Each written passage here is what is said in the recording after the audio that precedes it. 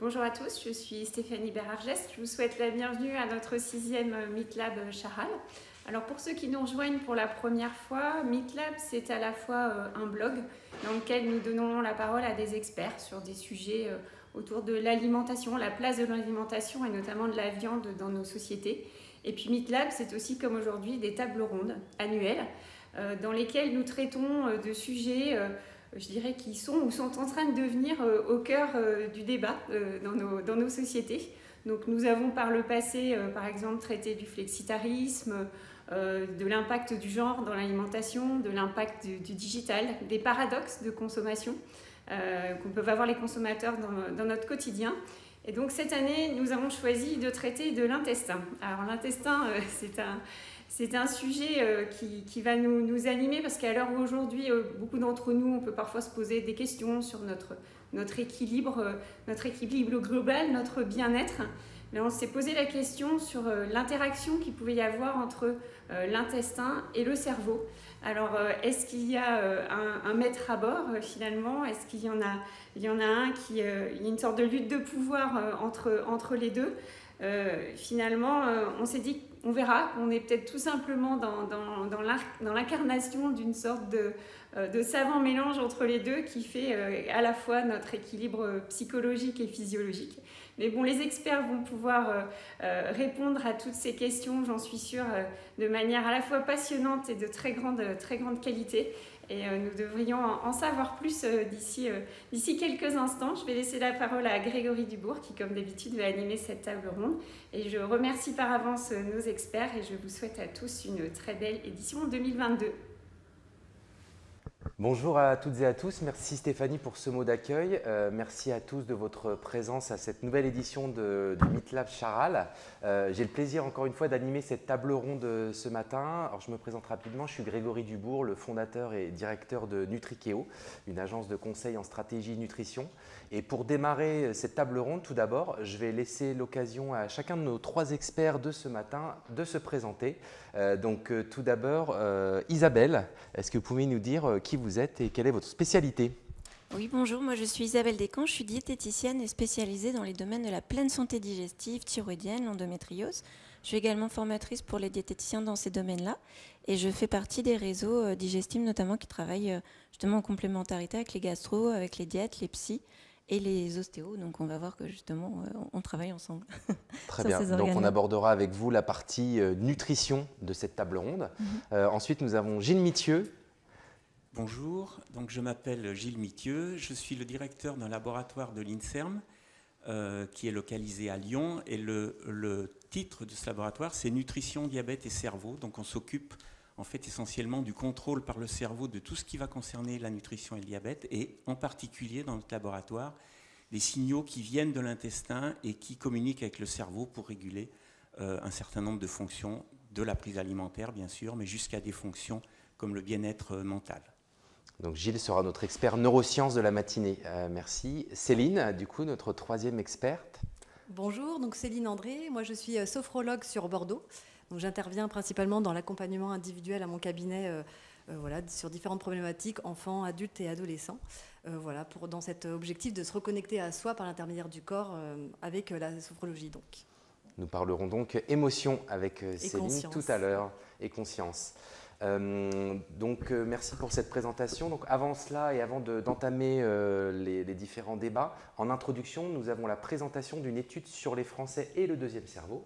Et donc, j'introduis Delphine Michaud de l'Institut Opinionway qui va nous présenter les résultats de cette étude. Merci. Bonjour. Donc effectivement, on a réalisé une étude pour sonder les Français sur leurs connaissances, leurs pratiques autour de ce deuxième cerveau.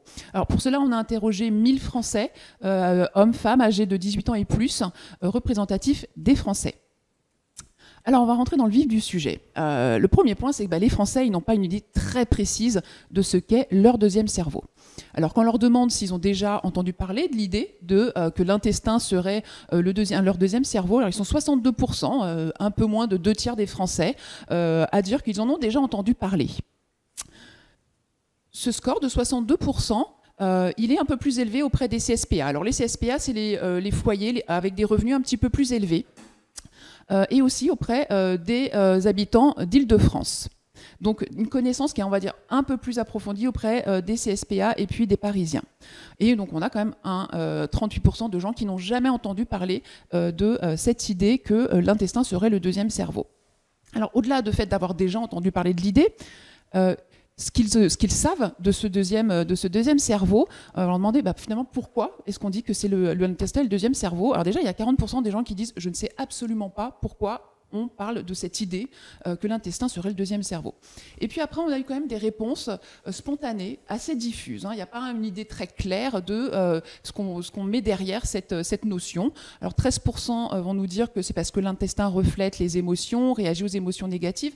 D'ailleurs, spontanément, les gens vont beaucoup plus nous parler d'émotions négatives que positives. On va nous dire aussi 7%, vous voyez que ce n'est pas énorme, 7% parlent des neurones, parce que l'intestin contient beaucoup de neurones, parce que l'intestin est le second système nerveux de l'organisme pour 5% des Français. Et enfin, on a un petit 4% des gens qui vont nous dire parce que la faim dirige nos pensées, nos envies, notre concentration. Alors, on a quand même un certain nombre de Français qui nous déclarent bien s'occuper de leur deuxième cerveau, 64%. On est toujours sur à peu près 2/3 des Français donc, qui s'occupent bien de leur deuxième cerveau. Et puis ce 64%, vous voyez, on a indiqué, il devient 73% auprès des plus seniors. Donc on s'occupe mieux de son deuxième cerveau, donc de ses intestins, quand on est un petit peu plus vieux. Alors pour tous ceux qui s'en occupent bien, qui déclarent oui, moi je m'en occupe bien, alors qu'est-ce qu'ils font? 38% vont nous dire je m'en occupe bien parce que je mange équilibré, je mange sain. 23% déclarent faire attention à leur alimentation. 8% parce qu'ils mangent de tout, varié. 8% parce qu'ils mangent des légumes. Donc quand même la grande majorité des réponses spontanées tournent autour de l'alimentation. Et puis on a un petit 8% de gens qui nous disent et je fais du sport. Pour ceux qui s'en occupent pas bien et qui l'assument, ils nous disent parce que je m'en occupe pas bien, parce que je mange n'importe quoi. Donc il y a quand même une conscience très claire de je m'en occupe pas et je sais parce que c'est parce que je mange pas bien.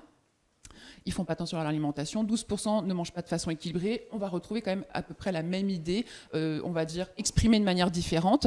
Mais globalement, les gens vont parler d'un déséquilibre alimentaire. 10% vont même évoquer la malbouffe. Et puis, il y a quand même un 8%, c'est certes pas beaucoup, mais quand même intéressant, puisqu'il y a 8% qui disent je ne m'en occupe pas parce qu'en fait, je n'ai pas assez d'informations sur le sujet. Alors maintenant, on va s'intéresser au lien, à la corrélation entre l'alimentation et le confort intestinal, qui globalement, pour les Français, est plutôt clair. Il y a un lien, pour eux, entre l'alimentation et le confort intestinal, comme on vient juste de le voir. Alors, on leur a demandé, selon eux, qu'est-ce qui impacte le plus votre confort intestinal? Majoritairement, c'est la bonne alimentation qui ressort pour 86% des Français. Donc ce lien, il est quand même très clair pour la plupart des Français. On va parler également d'une bonne hydratation pour 69% des Français. Au même niveau, un bon sommeil, un bon état de santé générale pour 63% des Français. Le bien-être physique, psychique, mental arrive finalement assez loin, avec 47% des Français qui pensent que le bien-être psychique, mental impacte le confort intestinal. Vous voyez qu'on est quand même à moins d'un Français sur deux qui fait le lien entre les deux. On va en reparler plus tard. 46% estiment que l'activité sportive régulière également peut impacter le confort intestinal. 37% la limitation de l'alcool, de café, de cigarettes également. Et enfin, 27% estiment que les relations sociales et les relations familiales positives, donc on est vraiment dans quelque chose de positif, impactent le confort intestinal. Alors, ce qui est intéressant, c'est que ces notions de ces dimensions qui impactent le confort intestinal, elles s'acquièrent avec l'âge. Vous vous rappelez, on était à 86% des Français qui estiment que la bonne alimentation impacte le confort intestinal. Et bien, ce 86%, il se décompose selon la courbe que vous voyez en vert, 72% chez les 18-24, donc seulement, le 86 c'est que 72% chez les plus jeunes, et il va monter à 93% chez les seniors. Vous voyez qu'il y a un apprentissage tout au long de la vie qui fait qu'on prend conscience au fur et à mesure de la vie qu'il y a un certain nombre de facteurs extérieurs qui impactent le confort intestinal. Mais sur les plus jeunes, on sent qu'il y a encore quand même beaucoup de pédagogie, cette conscience, cette connaissance n'est pas encore acquise pour une majorité. Alors, le confort intestinal, c'est comme un sujet que les Français connaissent parce que une grande enfin une majorité d'entre eux souffrent de problèmes intestinaux. Alors ici, on a sorti un chiffre qui est que 57% des Français déclarent souffrir de manière régulière de problèmes intestinaux. Donc le 57%, il se décompose en 7% des Français qui déclarent souffrir tout le temps, 17% souvent, 33% de temps en temps, 34% rarement et enfin 9% jamais. C'est-à-dire que vous voyez que la quasi-totalité des Français souffrent au minimum rarement, mais en tout cas, c'est quelque chose qui est quand même qui concerne quasiment tous les Français.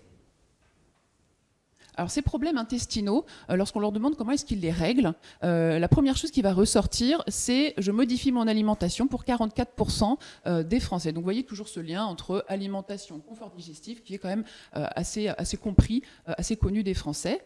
16% vont nous dire je prends des médicaments vendus sans prescription, 14% je prends des compléments alimentaires et 10% je consulte un médecin. Donc ça, c'est pour tous ceux qui se traitent. Et évidemment, on notera, comme vous l'avez vu, que 35%, donc quand même plus d'un tiers des Français, attendent que ça passe sans rien faire de particulier.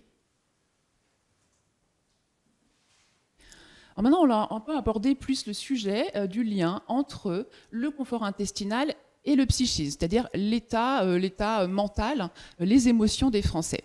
Alors, sur le papier, c'est plutôt évident. Alors on a mis mes perfectibles, parce que vous allez voir que quand on creuse un petit peu, c'est pas si évident que ça pour tout le monde. Alors comme je vous le disais, sur le papier, quand on leur demande si ils estiment que les problèmes intestinaux peuvent impacter leur état émotionnel, quand même une grande majorité, 80%, qui vont nous dire oui, ça peut avoir un impact sur mon émotion. Et l'inverse d'ailleurs est vrai. Donc là on a parlé du fait que les troubles intestinaux pouvaient impacter leur émotion, mais les émotions négatives comme le stress par exemple impactent également le confort digestif. Donc c'est un lien, c'est pas à sens unique, c'est dans les deux sens. Et quand on parle de troubles intestinaux par exemple en cas de stress, les Français vont nous dire il y a des problèmes de ballonnement, de diarrhée, de douleurs abdominales, de digestion difficile, de crampes d'estomac, de constipation. Donc là on est quand même sur une palette de problèmes intestinaux assez large. Alors donc, on vient de le voir, le lien entre finalement la tête et le ventre paraît plutôt clair. Néanmoins, quand on creuse et quand on va sur certaines situations, finalement, on se rend compte que c'est pas si clair que ça. Si on prend l'exemple du repas, du moment du repas, alors un chiffre quand même assez étonnant, on a 71% des Français qui déclarent faire une activité en mangeant. Alors quand je parle d'activité, on n'est pas en train de parler de papotage, on est en train de parler d'activité, de regarder la télévision, consulter son téléphone, travailler. Donc vraiment une activité qui demande une concentration, en tout cas qui prend une charge mentale importante. Alors ce chiffre nous a assez étonnés, on était quand même assez important, 71%. Alors ce 71%, il est même encore plus important auprès des moins de 50 ans, donc c'est les petits chiffres que vous avez encadrés en gris. Donc 96% des moins de 50 ans mangent en faisant une autre activité. On retrouve ce même chiffre à peu près de 95% auprès des CSP+, donc les foyers avec les revenus les plus élevés. Également auprès des Parisiens, on les retrouve également ici. Et enfin, sur les foyers qui ont des enfants. Donc on est sur un profil, on va dire que cette pratique est extrêmement ancrée chez les actifs, je dirais les actifs au sens large du terme. Et ce qui est étonnant, c'est que non seulement ils font une activité en mangeant, et la plupart, donc 47%, c'est la majorité, pensent que cela n'a aucun impact sur leur confort intestinal. Alors on a quand même 43% qui estiment que oui, ça a probablement un impact. Et puis on a même 10% qui estiment que ça a plutôt un impact positif. Donc il y a une vraie méconnaissance autour de ce phénomène de manger en faisant une activité. Et enfin, on les a un petit peu interrogés sur la corrélation qu'ils estimaient entre l'alimentation et le psychisme. Et là, on va voir que c'est de moins en moins évident pour les Français. Finalement, quand on passe plus par la case intestin, le lien se fait de moins en moins entre ce que je mange et la façon dont je me sens dans ma tête. Alors, on a 80% quand même qui nous disent oui, il y a un lien entre l'alimentation et mon état émotionnel. Ce que je mange peut impacter mes émotions. Et vous voyez qu'on a quand même presque 20% qui nous disent non, cela n'a aucun impact. Donc on voit qu'on commence à perdre des gens un petit peu au fur et à mesure qu'on suit ce processus. Lorsqu'on le demande maintenant si le bien-être, si ce qui impacte leur bien-être mental, leur psychisme, leur état émotionnel, les Français ne vont pas tout de suite nous parler de l'alimentation. Loin de là. La première chose qui va ressortir, c'est le sommeil, 72%. Ensuite, on va nous parler de l'état de santé, qui impacte l'état émotionnel, l'état psychique. L'alimentation, on va le retrouver en troisième position à 58%. Rappelez-vous, on était à 86% lorsqu'on parlait d'impact sur le confort digestif. Donc on est quand même assez loin. Vous voyez que ce lien se fait nettement moins dès qu'on squeeze, si vous voulez, la partie digestive. Dans toujours ce qui impacte le bien-être psychique et mental des Français, on va retrouver la fatigue à 52%, les relations familiales à 42%, les relations sociales à 34%, le temps, les saisons, pour 31%, donc un tiers des Français, pour qui ça peut avoir un impact sur leur état émotionnel. Et enfin, le travail à 28%. Alors, on va revenir sur ces chiffres au regard du fait qu'on soit un homme, une femme, et en fonction de là où on se situe dans notre stade de vie.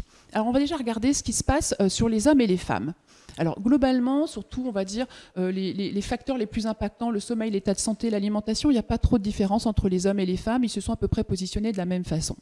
Par contre, les femmes vont déclarer que la fatigue et les relations familiales sont beaucoup plus impactantes pour leur état émotionnel que les hommes. Donc c'est ce jeu de couleurs que vous voyez à l'écran.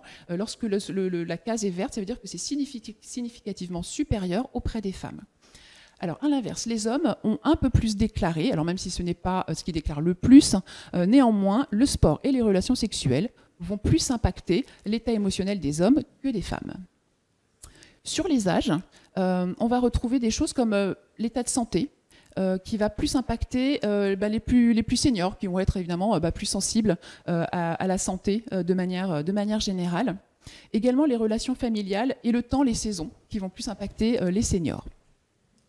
Les plus jeunes vont plutôt être impactés par cette notion de travail. Et c'est vrai que sur la slide précédente, je vous ai montré, en fait, on dit que 28% des Français estiment que le travail impacte leur état émotionnel, ce qui est finalement un score qu'on pourrait penser être un peu bas. Mais finalement, en fait, ce score, il est juste tiré par le bas, par les seniors qui ne sont plus concernés par l'activité professionnelle, tout simplement. Parce que quand on regarde sur les 25-49 ans, qui est, on va dire, la population la plus active, finalement, ce score monte assez haut, puisque 43% des 25-34 et 46% des 35-49 estiment que le travail impacte leur état émotionnel, leur état psychique.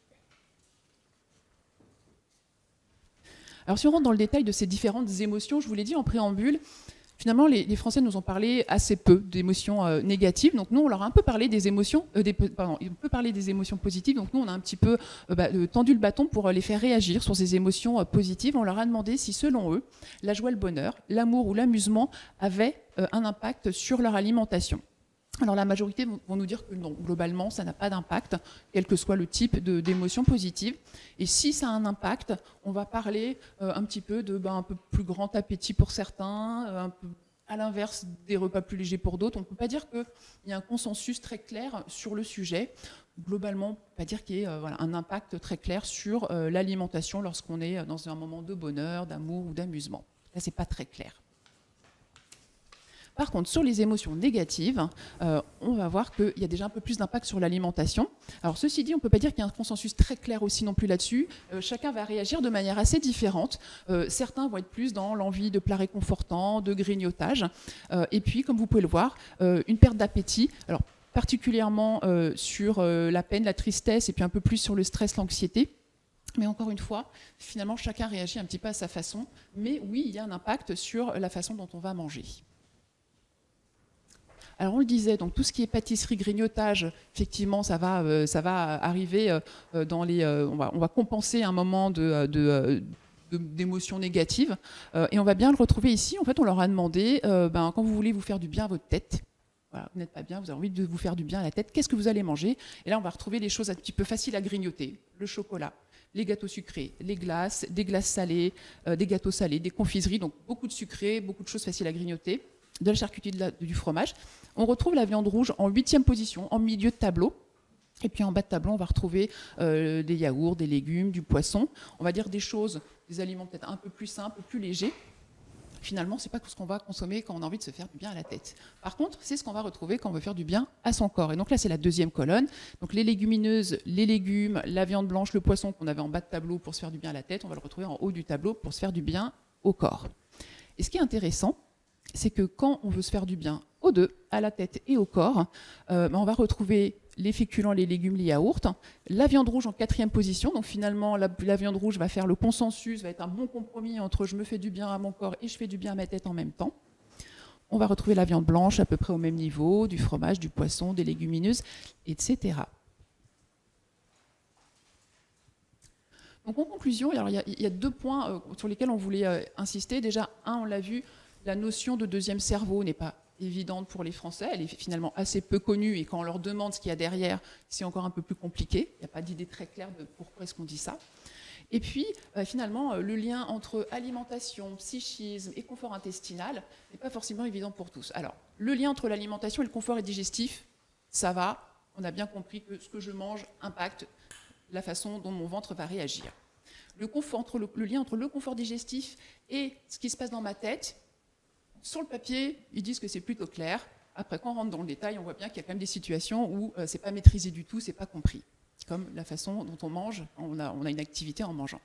Et enfin, le lien entre l'alimentation et ma tête, c'est de moins en moins, enfin encore moins maîtrisé. C'est vraiment pas évident pour certains. Voilà, quand on passe plus par les intestins, par l'estomac, par ce qui se passe dans notre ventre, on voit bien que le lien n'est pas très clair et n'est vraiment pas évident pour une grande partie des Français. Je vous remercie. Merci beaucoup Delphine pour cet éclairage sur la perception des consommateurs autour de notre thématique du cerveau et de l'intestin. Et en guise d'introduction, on pourrait dire que, et on l'a très bien vu dans les chiffres, même si on entend de plus en plus parler de cette idée que l'intestin est le deuxième cerveau, au final, cette notion elle n'est pas si bien connue des Français. Donc on va essayer d'en savoir un peu plus, de voir quel rôle joue l'intestin dans notre alimentation et dans notre bien-être général. De voir dans quelle mesure le microbiote intestinal fait-il la pluie et le beau temps sur notre assiette et notre humeur, quel rôle joue la matrice nutritionnelle de nos aliments sur notre bien-être, quelle vision les Français ont-ils de leur appareil digestif de façon générale et quelles relations ils entretiennent avec leur intestin, quelle place peut avoir la pleine conscience dans la régulation de notre bien-être digestif et émotionnel. En effet, l'alimentation, c'est avant tout un besoin primaire. On apporte à notre corps des éléments qui sont nécessaires à son bon fonctionnement. Et manger, c'est aussi un des plaisirs de la vie qui impacte notre bien-être physique, mais aussi psychologique, comme on va le voir. La composition de notre assiette est donc un facteur essentiel pour notre équilibre individuel, physique, psychique et émotionnel. En somme, on va pouvoir discuter ce matin en quelle mesure notre deuxième cerveau influence-t-il le contenu de notre assiette. Pour démarrer cette table ronde, je vous propose de commencer par une approche rationnelle de cette problématique, donc notre intestin vu sous l'angle de la nutrition. Et donc avec l'éclairage que va nous partager Isabelle Descamps, on peut espérer apporter une réponse aux 1 Français sur 3 qui estiment ne pas bien s'occuper de leur deuxième cerveau, à savoir l'intestin, et notamment à ceux qui estiment manquer d'informations par rapport à ce sujet et savoir comment en prendre soin. Isabelle, est-ce que vous pouvez nous raconter à quoi sert notre intestin et comment on peut en prendre soin ? Oui, bien sûr. Alors, on va commencer par des chiffres, parce que l'intestin, c'est quand même 8 à 9 mètres de long. Et en fait, il est composé de montagnes russes qui montent, qui descendent, avec des petites montagnes russes dessus. Donc, si on étale sa surface d'absorption, on va atteindre 250 mètres carrés. C'est l'équivalent de 2 terrains de tennis, donc c'est pas rien. Il va y avoir 100 000 milliards de micro-organismes dans l'intestin, avec des virus, des parasites, des bactéries, opportunistes, bénéfiques. Il va y avoir vraiment beaucoup de petits mondes là-dedans. Et c'est tellement important, c'est 10 fois plus que le nombre de cellules de notre corps. Donc c'est vraiment beaucoup. Ça pèserait 2 à 3 kilos. On ne sait pas vraiment, mais c'est quand même plus lourd que notre cerveau. Et il est tellement important qu'avant, on l'appelait flore intestinale. Et aujourd'hui, on l'appelle microbiote. Parce qu'en fait, on lui a donné le statut d'organe avec lequel nous, thérapeutes, professionnels de santé, on doit travailler. D'accord. Et pourquoi cet intestin est au cœur de notre santé ? Quelles sont les principales fonctions qu'il remplit ? Alors, vous l'avez dit, il y a une fonction nourricière, évidemment, mais il y a aussi une fonction de protection. Et ça, on le sait un petit peu moins bien, un peu plus aujourd'hui quand même. Il va y avoir 3 rôles. Il va y avoir le rôle d'absorption. Donc, quand vous mangez un aliment, vous allez le mâcher, le mastiquer, il va passer dans l'estomac pour être encore un petit peu découpé, il va descendre dans l'intestin. Dans cet intestin, on va envoyer de la bile, des enzymes, tout ça va être comme dans un shaker, malaxé, pour que l'aliment soit découpé de plus en plus. Et ensuite, vous allez avoir des tout petits éléments qu'on appelle des monomères. Alors, pour les protéines, ça va se transformer en acides aminés. Pour les glucides, ça va être du glucose. Pour les graisses, ça va être des acides gras. Et tout ça va pouvoir passer dans l'intestin pour nourrir le corps. Donc ça, c'est la fonction d'absorption. Vous avez une fonction de protection. Quand vous avez l'intestin, vous avez en fait plein de cellules qui sont très collées quand elles sont en bonne santé et qui empêchent les virus, les parasites, les bactéries, les aliments non digérés, pas assez digérés, de rentrer dans notre corps. Donc c'est ça qui permet de protéger l'organisme entre ce qui est à l'extérieur et ce qui rentre dedans. Et il y a un troisième rôle qui est la fonction antigénique. Alors là, en fait, quand vous mangez un aliment, il fait partie du non-soi. Ça ne fait pas partie de vous. Donc c'est cette digestion, c'est cette transformation en petits monomères qui va permettre au corps de dire « Ah, c'est bon, toi je te connais, tu es bon pour moi, tu peux rentrer ». Donc ça se transforme du coup en soi, c'est accueilli par le corps. Et si jamais l'intestin est fragile, soit par des successions de stress, soit par le fait qu'il soit mal alimenté, en fait, mal nourri, les cellules vont se fragiliser, s'écarter, et c'est ce qu'on appelle le leaky gut ou la perméabilité intestinale. Donc à ce moment-là, les nutriments vont moins bien passer, on sera moins bien nourri, on sera fatigué. Et il y a le système immunitaire de l'intestin, ce qu'on appelle le GALT, qui va attaquer tous ces éléments qui ne sont pas censés rentrer, et ça crée de l'inflammation. Des problèmes de santé, auto-immuns, inflammatoires. Très bien. On a vu en introduction qu'un peu plus de 6 Français sur 10 déclarent avoir déjà entendu parler de l'idée de l'intestin comme deuxième cerveau. Est-ce que vous pouvez nous dire en quelques mots pourquoi on appelle l'intestin le deuxième cerveau ? Oui, alors en fait, tout au long de l'évolution, vous avez le cerveau qui s'est développé un petit peu autour de l'intestin. Mais on a Gilles Mithieu quand même à cette table, donc je le laisserai développer cette réponse-ci. D'accord. Et la question qu'on se pose aussi, c'est quels aliments sont bons pour un intestin en bonne santé ? Parce que si on se réfère au sondage, on voit que les Français, ils ont une connaissance assez parcellaire de ce qu'il faut manger pour prendre soin de leurs intestins. On parle de 95% qui sont par exemple d'accord pour dire que manger bio améliore la flore intestinale. Donc qu'en est-il au final ? C'est quoi vos recommandations des bons aliments à incorporer dans sa diète ? Ils ont raison en partie parce qu'en fait, il n'y a pas que le bio, il n'y a pas le fait que ce soit exempt de pesticides. Il faut que ce soit un aliment idéalement de qualité, non transformé, local, c'est encore mieux parce qu'il va être plus riche en vitamines, etc. Et en fait, le fait que... Il y a pas mal d'études qui montrent que tout ce qui est pesticides, glyphosate notamment, et même les additifs, vont appauvrir le microbiote. Et on sait que pour rester en bonne santé, c'est bien d'avoir un microbiote très varié. Et donc en pratique, pour favoriser une meilleure assimilation du nutriment, que peut faire le consommateur ? Alors il peut consommer des aliments bruts non transformés le plus possible, de qualité. Il peut essayer de consommer des aliments qu'on appelle vraiment variés. On va avoir toutes les familles des aliments parce qu'en fait notre microbiote, il est composé de beaucoup de micro-organismes et chaque bactérie va se nourrir d'un aliment en particulier. Donc plus on mange varié, plus on va avoir une variété du microbiote. Il va y avoir, on va développer tout ce qui est matrice de l'aliment. Donc cette matrice-là, c'est vraiment l'aliment brut. Si jamais vous avez des éléments, par exemple, dans un aliment entier comme la pomme, eh ben, si jamais vous le retirez, vous le transformez, il va perdre, si on prend du jus de fruits ou de la compote de pommes, par exemple, eh ben, vous allez avoir moins de fibres, il va y avoir une perte de vitamines, de minéraux dans la transformation. Donc l'idée, c'est de consommer l'aliment dans son entier le plus possible. Et c'est ça qui va vraiment aider le microbiote. Et donc cette idée de matrice, elle est valable pour les végétaux, pour les fruits et les légumes. Est-ce qu'elle est valable également pour la viande ? Oui, la viande non transformée, elle a complètement l'effet matrice. C'est un aliment pas ou peu transformé.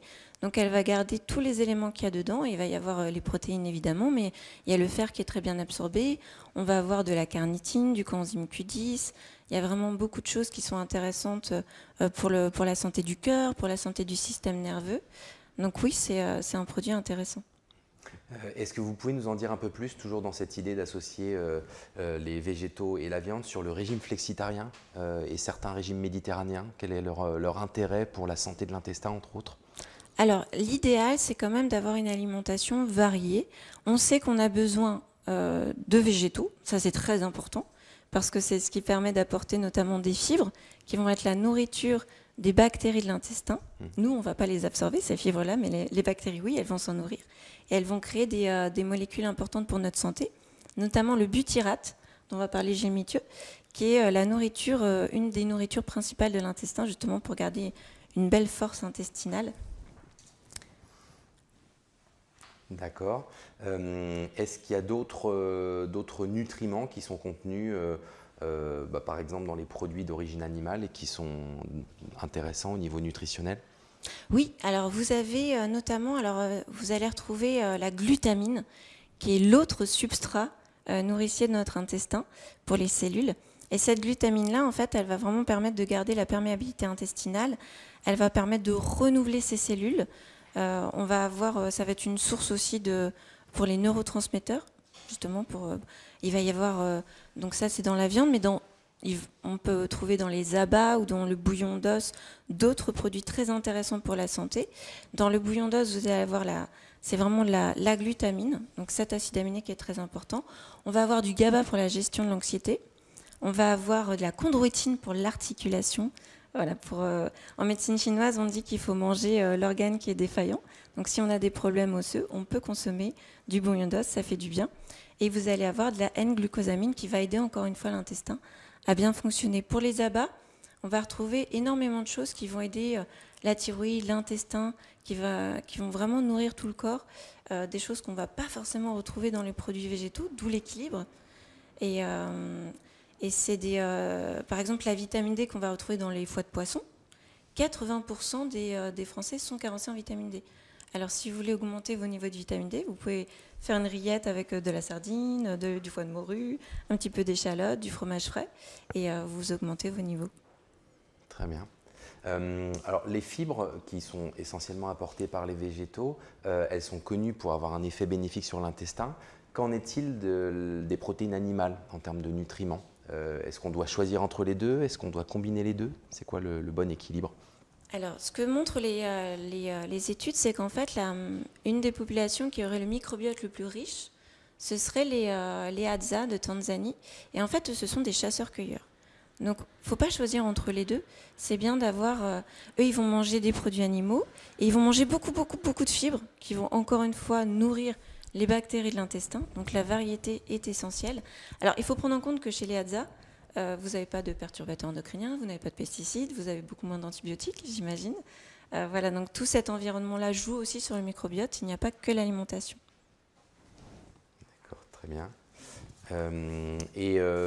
Toujours dans cette idée de végétaliser l'alimentation, c'est quoi votre vision de cette tendance à apporter de plus en plus de végétaux dans l'alimentation? Ça a évidemment de l'intérêt, mais est-ce qu'il y a d'autres aspects à prendre en compte? Alors, globalement, si on regarde les études épidémiologiques, on sait que les Français consomment peu de produits végétaux comme les fruits et les légumes. Donc, pour la population générale, c'est bien de végétaliser l'alimentation pour la richesse du microbiote. Après, il faut faire attention parce qu'il peut y avoir des dérives au niveau de l'hypervégétalisation avec une surconsommation de produits ultra transformés. Et le rapport de l'OMS nous montre bien que les produits ultra transformés sont mauvais pour notre santé. Il date de 2021, donc c'est très récent. Si vous prenez par exemple l'exemple du nuggets, ça n'a plus rien à voir avec du poulet, parce qu'on a rajouté du blé, de la maltodextrine, donc du gluten, du sucre, il va y avoir des additifs, on a vu que c'était mauvais pour l'intestin, il va y avoir du sel, enfin voilà, il y a plein de choses qui font que ce n'est plus un aliment matrice. Et si vous prenez les produits ultra transformés végétaux, vous allez avoir les mêmes problématiques. Donc c'est pour ça qu'il vaut mieux taper dans du vrai végétal et du vrai animal et d'avoir un équilibre. D'accord. Qu'est-ce que vous appelez par exemple des produits ultra transformés végétaux? Alors nous, on va mettre en garde les gens contre, vous savez, les substituts de viande ou les desserts lactés à base de soja. Parce qu'en fait, le soja qui n'est pas fermenté est très irritant pour l'intestin en plus. Il n'y a pas la même biodisponibilité que si c'était un produit animal. Ça demande... Dans les végétaux, il va y avoir des protections, des phytates, des lectines, qui vont rendre plus difficile sa digestion, donc elle va être plus longue. Et pour les intestins fragiles, ça peut être un peu embêtant.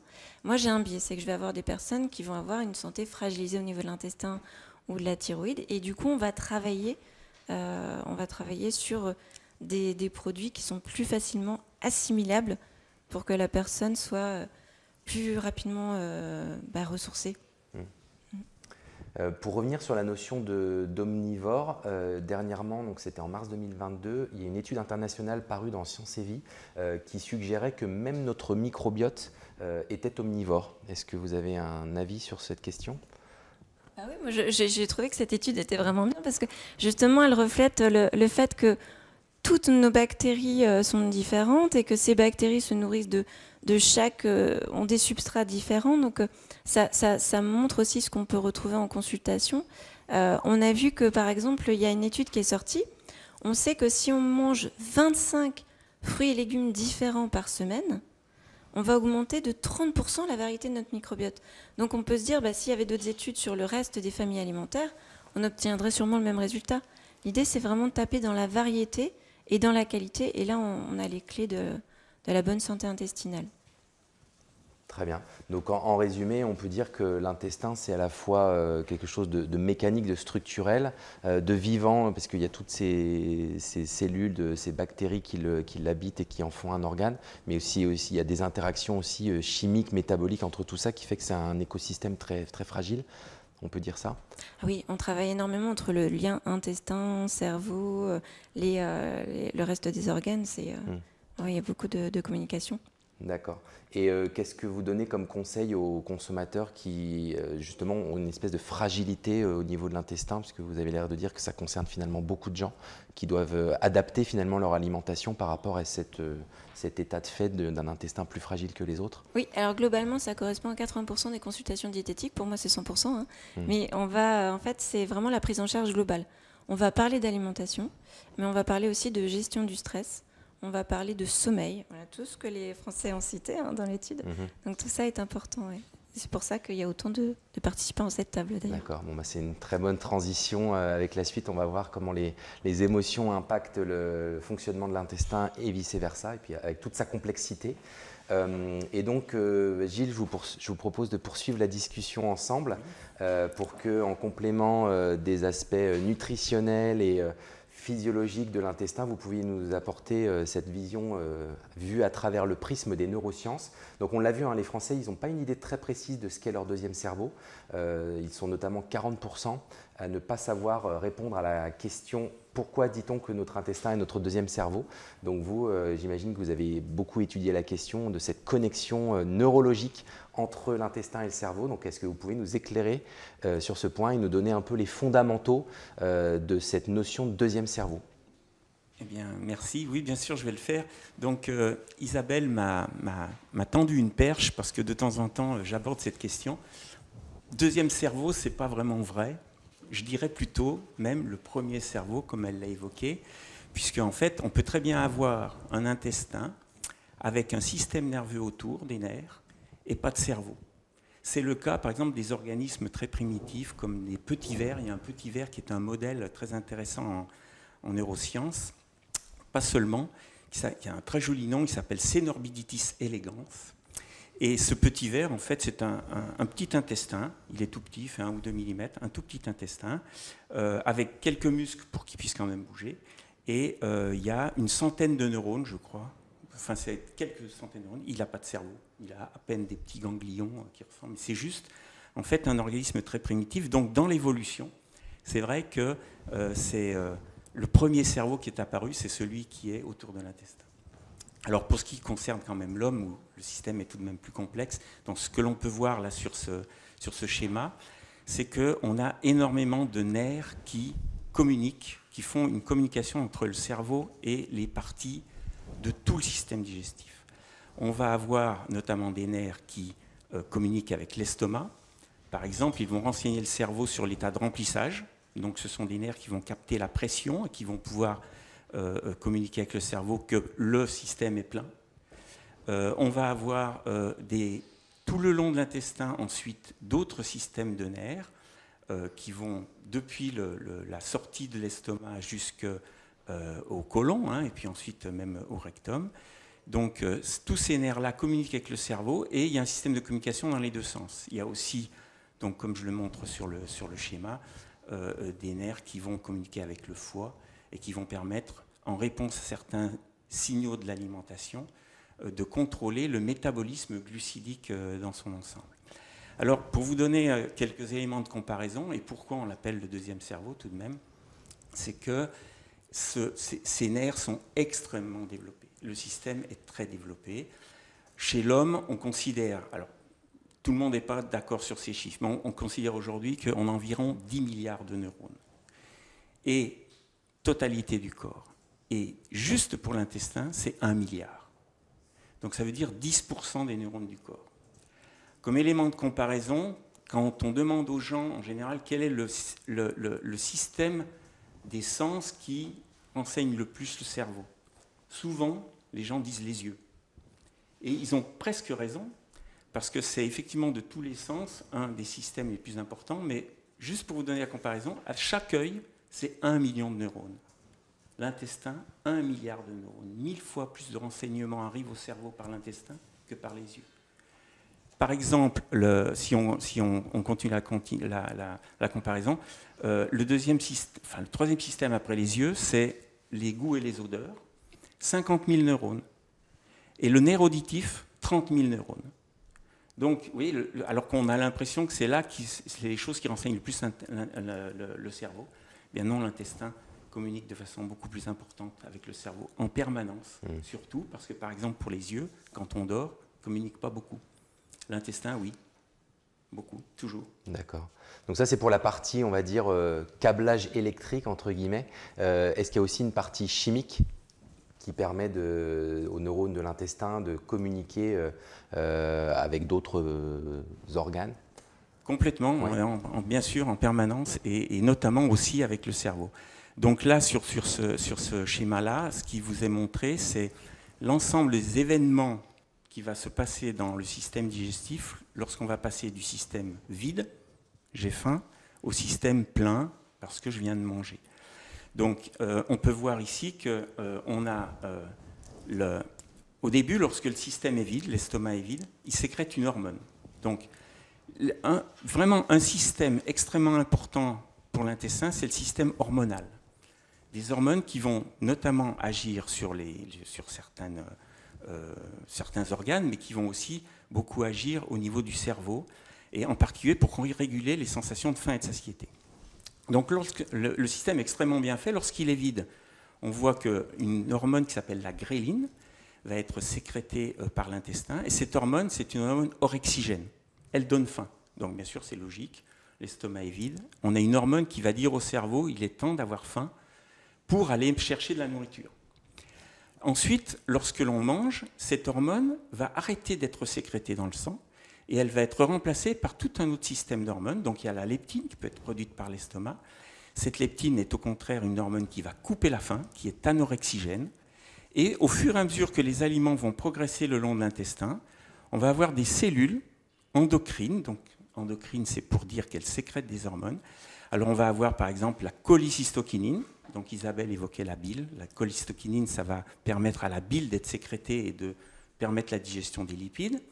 Cette hormone va aller dans le sang jusqu'au cerveau, elle coupe la faim. Ensuite, on a une autre hormone qui s'appelle le GLP-1, donc je ne vais pas toutes les détailler, mais on a des hormones jusqu'au fond de l'intestin qui, au fur et à mesure que les aliments vont arriver, vont aller être sécrétés dans le sang et communiquer avec le cerveau des signaux coupe-faim lorsque le système est plein, qu'on a bien mangé.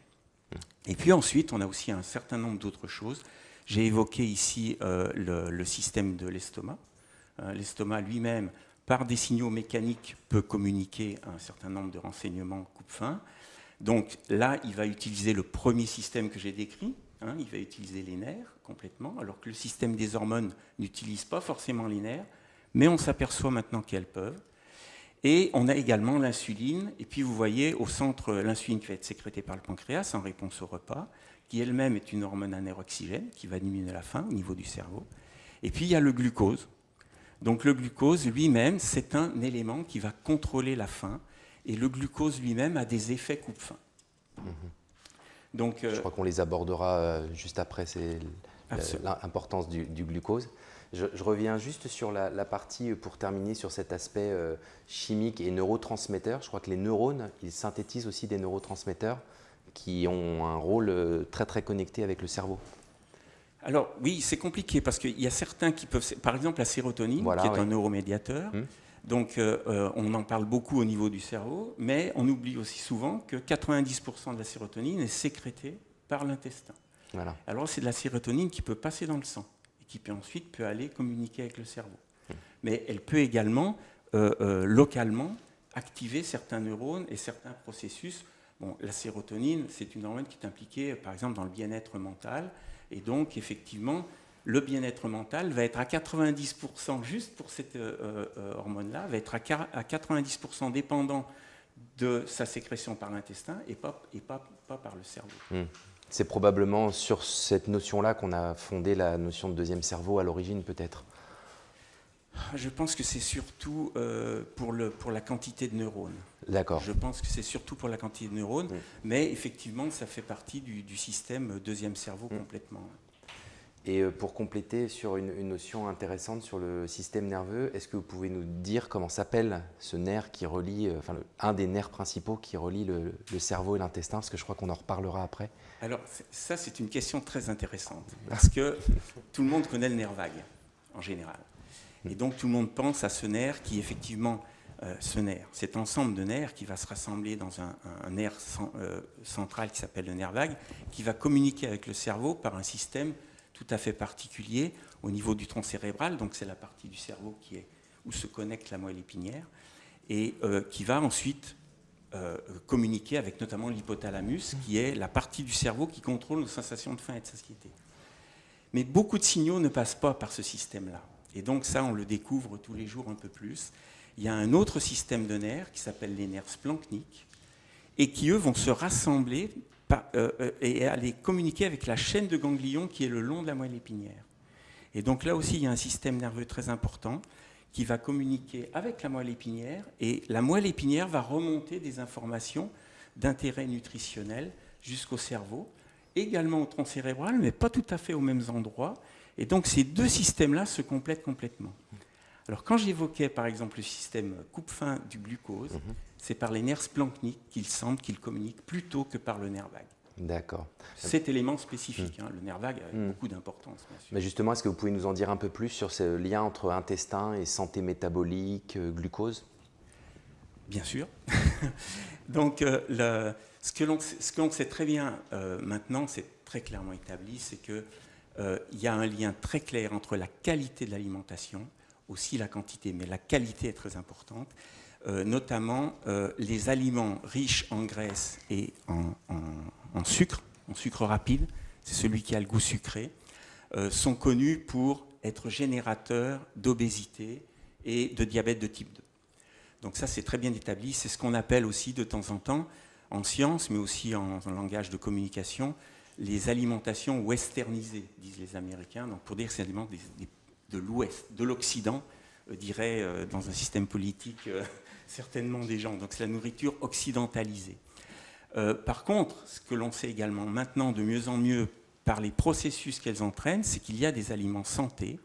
Et ces aliments santé, ce sont les aliments riches en protéines et les aliments riches en fibres.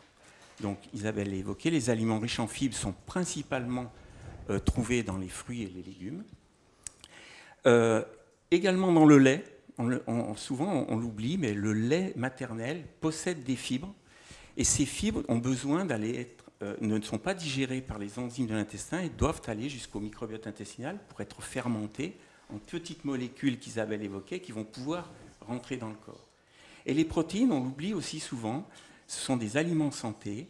Les régimes hyperprotéiques ont des effets coupe-faim qui sont connus depuis très très longtemps. Et maintenant, on a des idées sur les mécanismes qui sont en cause. Et encore, dans les deux cas, le glucose va avoir une importance, vous allez le voir un peu plus tard. Mais ce que je veux dire également qui est important, c'est que, on évoquait les chasseurs-cueilleurs, ces aliments riches en protéines et en fibres, c'est aussi le régime qu'on dit crétois ou méditerranéen, c'est caractéristique de ces régimes-là, qui sont générateurs d'effets métaboliques bénéfiques, qui sont des aliments de santé en termes, par exemple, de lutte contre l'obésité et le diabète de type 2. Et donc ces aliments-là, ce sont les aliments également que mangeaient les chasseurs-cueilleurs que nous étions il y a encore seulement quelques milliers d'années, avant que l'homme commence à faire de l'élevage et produise des protéines des aliments d'origine animale, par exemple comme le lait, et puis fasse de l'agriculture. Donc le chasseur-cueilleur avait une alimentation santé, juste parce qu'il mangeait essentiellement de la viande à partir des petits animaux qu'il pouvait chasser, et puis des fibres à partir des éléments végétaux, des baies, des racines qui constituaient son alimentation à ce moment-là. Donc si je comprends bien ce que vous nous dites, à la fois d'un point de vue mécanique, structurel et physiologique, il y a bien une connexion entre le fonctionnement physiologique de l'intestin et les aspects psychologiques. Et donc l'alimentation peut influencer cette relation-là. Complètement. Oui. Alors donc j'évoquais l'effet du glucose. Ce que l'on sait très bien, c'est que le glucose en soi, il a des effets de satiété.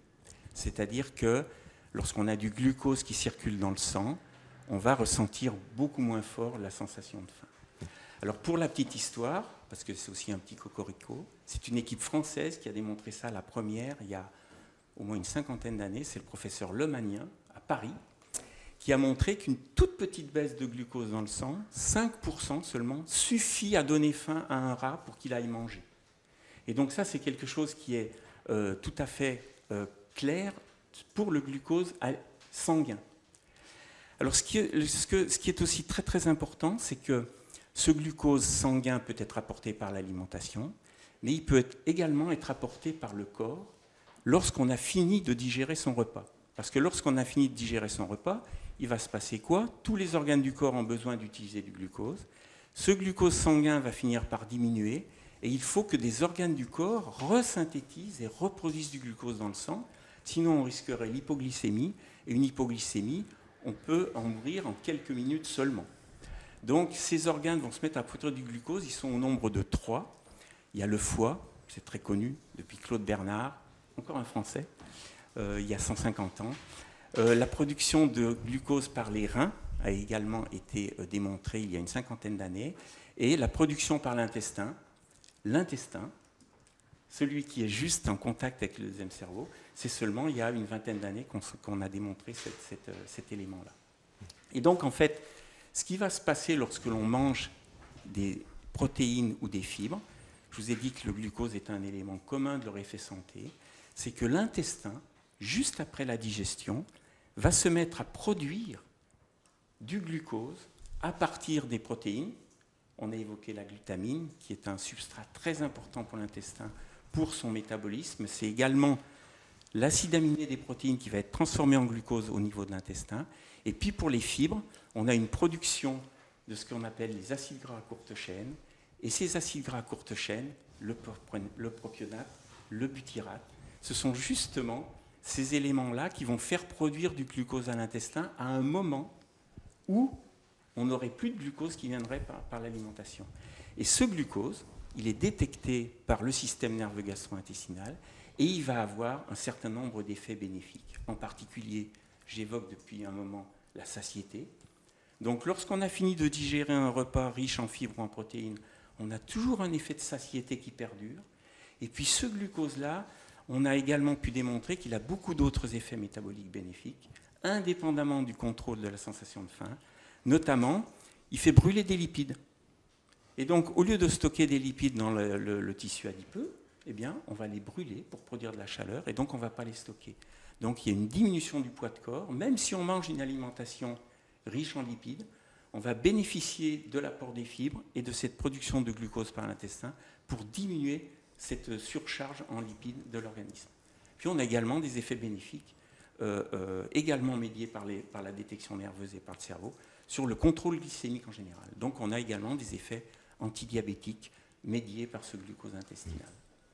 Et également un effet sur le bien-être mental peut-être de ce même glucose intestinal?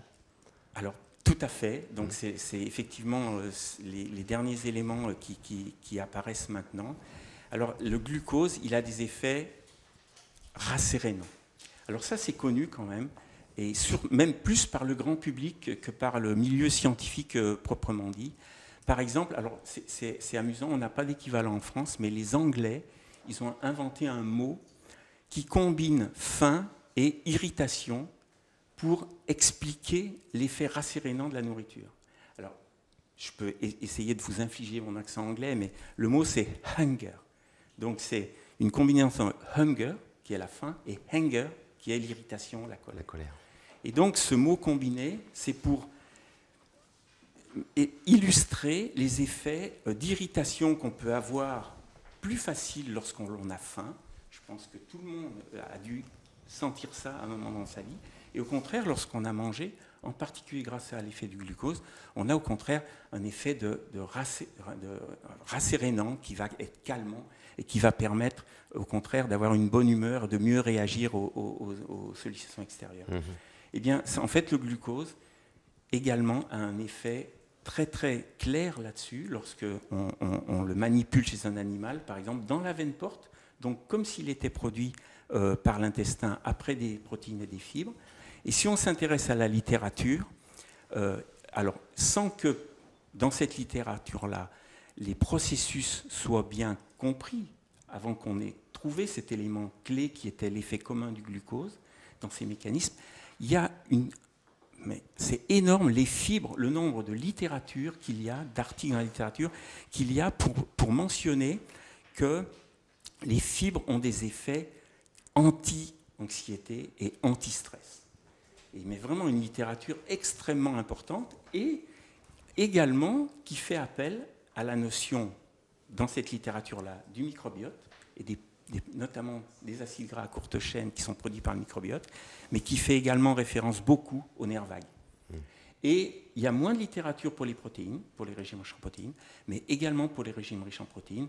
Nous, on a pu le montrer au laboratoire, il y a des effets rassérénants après le repas qui perdurent après la fin de la digestion et qui sont des effets anti-stress, anti-anxiété et qui sont dépendants également d'une détection du glucose produit par l'intestin. D'accord, donc là vous nous avez bien démontré dans quelle mesure l'alimentation va jouer sur le bien-être mental, enfin, avec tous les intermédiaires électriques ou chimiques qui sont au milieu. Et est-ce qu'inversement, vous avez de la littérature, des données scientifiques sur le fait que le mental joue sur l'alimentation? Alors, il y a des données, mais très compliquées à interpréter. Par exemple, selon le degré d'anxiété ou de stress, au moment où on va aborder l'aliment, il y a deux types de réponses. Il n'y a rien de clair sur la qualité de l'aliment. C'est-à-dire qu'on ne va pas choisir plus des protéines, ou c'est parce que le cerveau a enregistré que ça va lui faire du bien-être plus tard. En fait, ce qui va se passer, il y a deux types de réponses. C'est surtout sur la quantité. Donc, mais c'est très dépendant de l'individu. Donc il y a des individus qui, stressés, vont manger, grignoter. Donc à ce moment-là, ce qui va leur tomber sous la main, eh bien, ils vont le manger. Et très souvent, malheureusement, ce n'est pas des fruits et des légumes, ça va être une barre chocolatée, ça va être des choses comme ça, très riches en énergie. Souvent, pas toujours, ça peut être d'autres choses, bien sûr. Et puis, il y a des individus, au contraire, qui vont diminuer leur faim. Donc, qui vont arrêter de manger et qui vont... Donc, en gros, les premiers, ils vont plutôt grossir s'ils ont un stress permanent, et les autres, ils vont plutôt maigrir s'ils ont un stress permanent. Donc, ça, c'est vraiment les choses qu'on peut clairement dire sur les relations entre le stress avant de manger. Après, pendant, normalement, chez tous les individus, lorsque le stress n'est pas trop important, on va avoir cet effet bénéfique du repas. Par tous les mécanismes de communication dont on vient de parler, que ce soit le fait que le système soit plein et communique avec le cerveau, que ce soit par le fait des hormones qui vont communiquer avec le cerveau, ou juste après la fin de digestion du repas, par le biais du glucose qui va être produit et qui va également communiquer avec le cerveau des effets bénéfiques sur le plan métabolique, mais aussi sur le plan mental.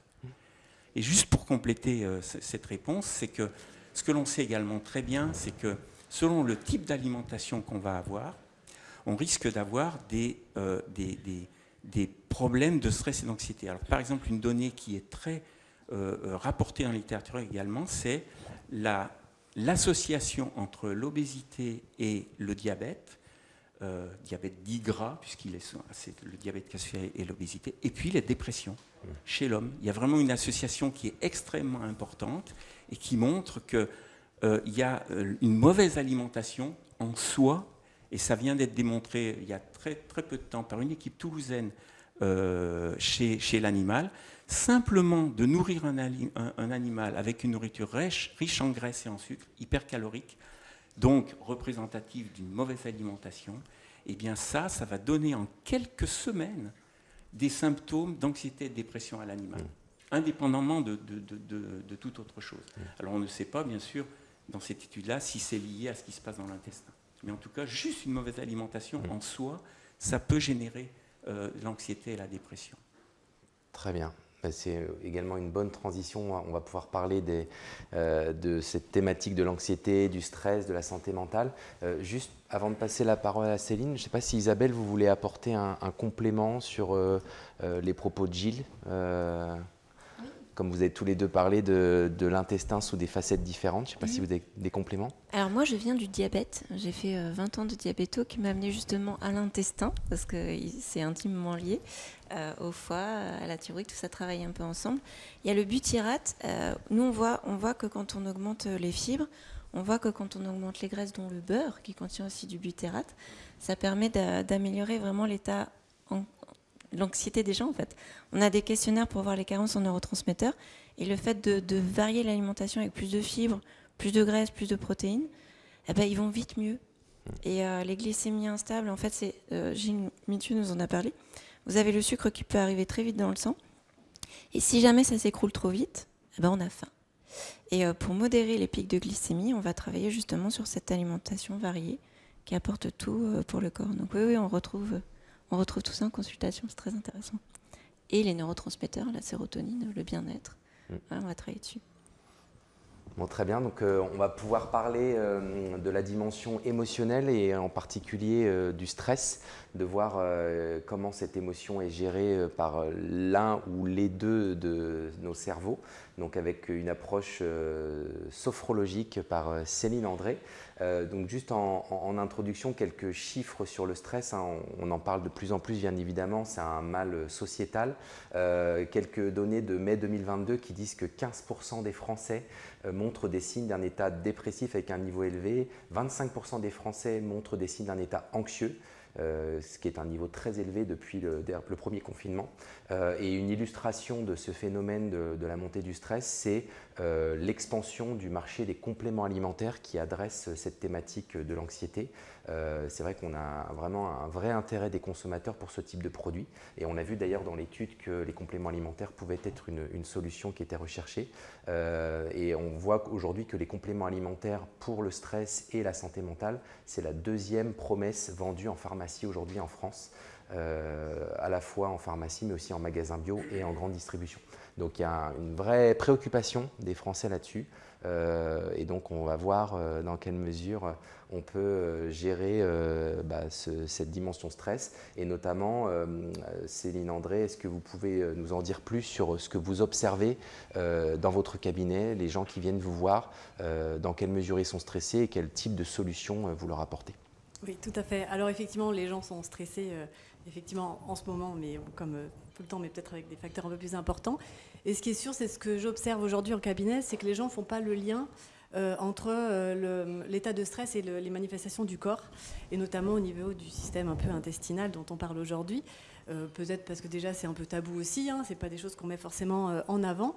Et quand c'est le cas, effectivement, on peut voir des liens entre les ballonnements, constipation par rapport à un mal-être de situation. Et voilà, et c'est vrai que les gens ne font pas forcément ce lien-là. Et moi, je dis souvent effectivement que ce qui ne s'exprime pas s'imprime dans le corps avec des manifestations corporelles. Alors, je ne sais pas, j'imagine que vous avez aussi entendu évidemment, mais peut-être vous en prendrez conscience différemment de toutes ces expressions.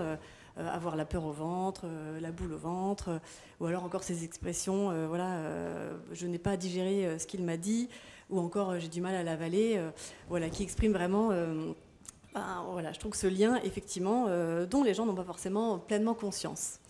Et donc la sophrologie, très brièvement, c'est une approche qui a été créée dans les années 1960 par un neuropsychiatre qui s'appelait Alfonso Caicedo, qui a développé cette méthode pour accompagner les gens à se reconnecter à soi, donc par l'intermédiaire de la respiration, de mouvements du corps et de la visualisation. Et voilà, cette approche va effectivement accompagner vers un bien-être et de connexion avec le corps. Et puis, il va y avoir l'aspect, notamment de la sophro, plus physiologique, dont on l'a évoqué avec le nerf vague, avec Gilles Mithieu. Et la sophrologie donc, va vraiment agir sur ce nerf vague qui fait partie donc, du système nerveux autonome. Donc, le système nerveux autonome, c'est ce qui régule toutes les fonctions métaboliques, on va dire inconscientes, digestion, la respiration, le rythme cardiaque, la pression artérielle, pardon. Et donc du coup, la sophrologie va agir à travers la respiration. Voilà, j'ai cité qu'elle était inconsciente, mais qu'elle pouvait aussi être consciente. C'est-à-dire qu'en la régulant, ça va permettre d'agir sur ce nerf vague, ce système nerveux autonome, et notamment le système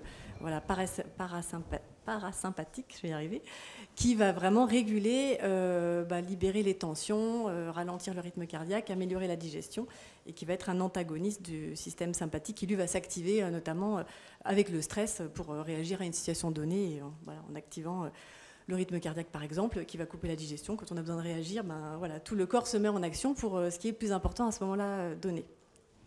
Voilà, donc du coup, voilà l'action, on va dire, un peu plus physiologique de la sophro sur le nerf vague qui a été évoqué un peu avant.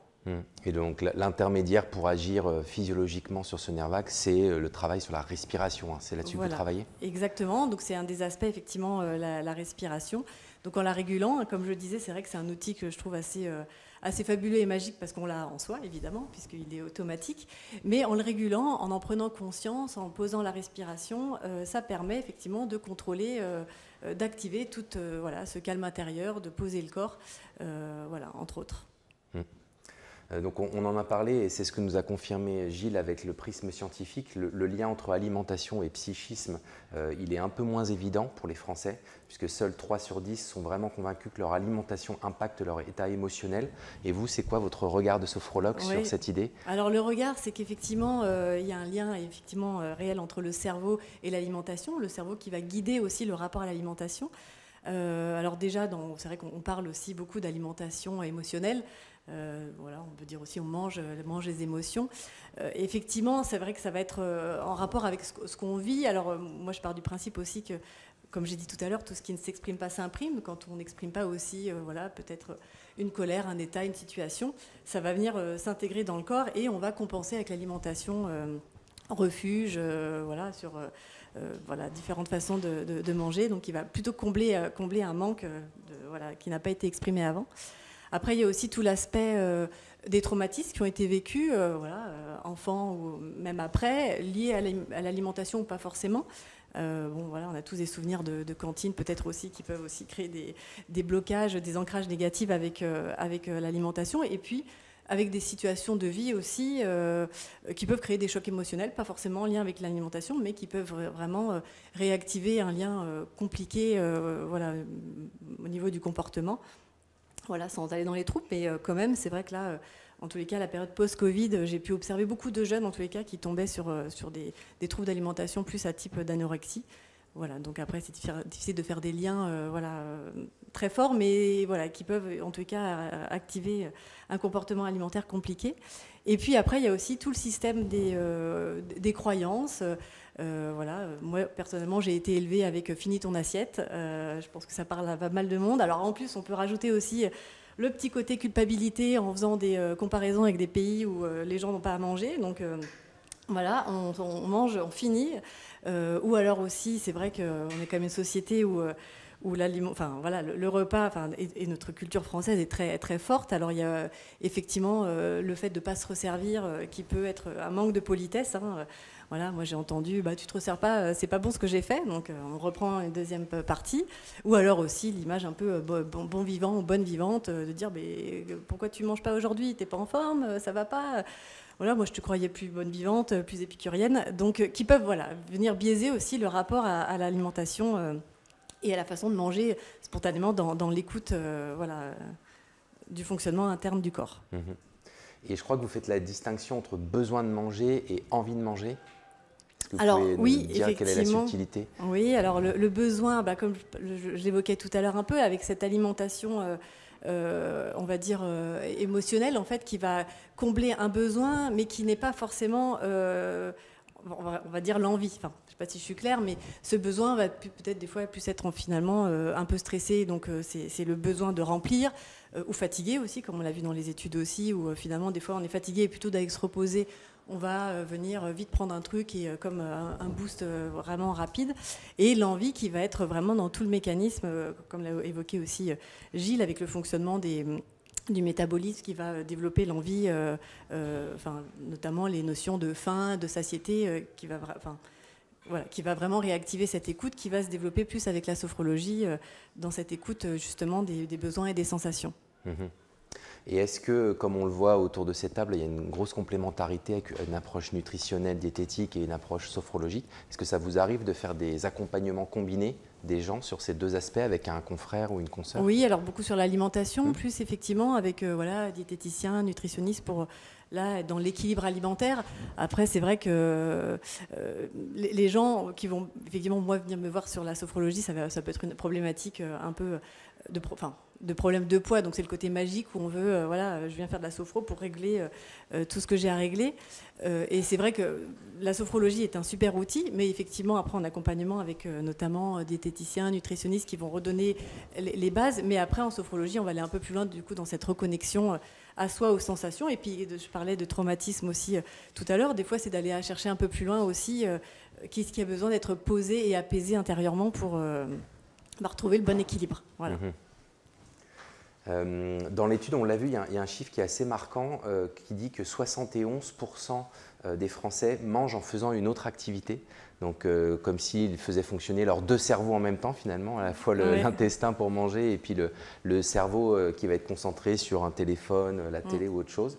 Et d'ailleurs, parmi eux, 47% pensent que ça n'a aucun impact, alors que je pense que ce n'est pas forcément le cas. C'est quoi votre avis sur ce sujet de la déconnexion de quand on est en train de manger et qu'est-ce que vous préconisez? Alors, ce qui est sûr, c'est que les gens, voilà, déjà ne prennent pas le temps. Nos sociétés toujours plus speed, plus actives, on prend même plus le temps de se poser pour manger. Et effectivement, la sophrologie va vraiment ramener dans cette conscience déjà du corps, des sensations. Donc, comme voilà, l'évoquait Gilles tout à l'heure, avec les sensations de satiété qui peuvent être complètement, qui peuvent disparaître avec le stress, avec tout le speed de notre société, qui fait que on ne s'écoute plus, on ne sait plus sentir si on a faim, si on a assez mangé. Ou, voilà, donc du coup, la sophrologie va permettre de se reconnecter à ça, à ces sensations, déjà de faim, du métabolisme.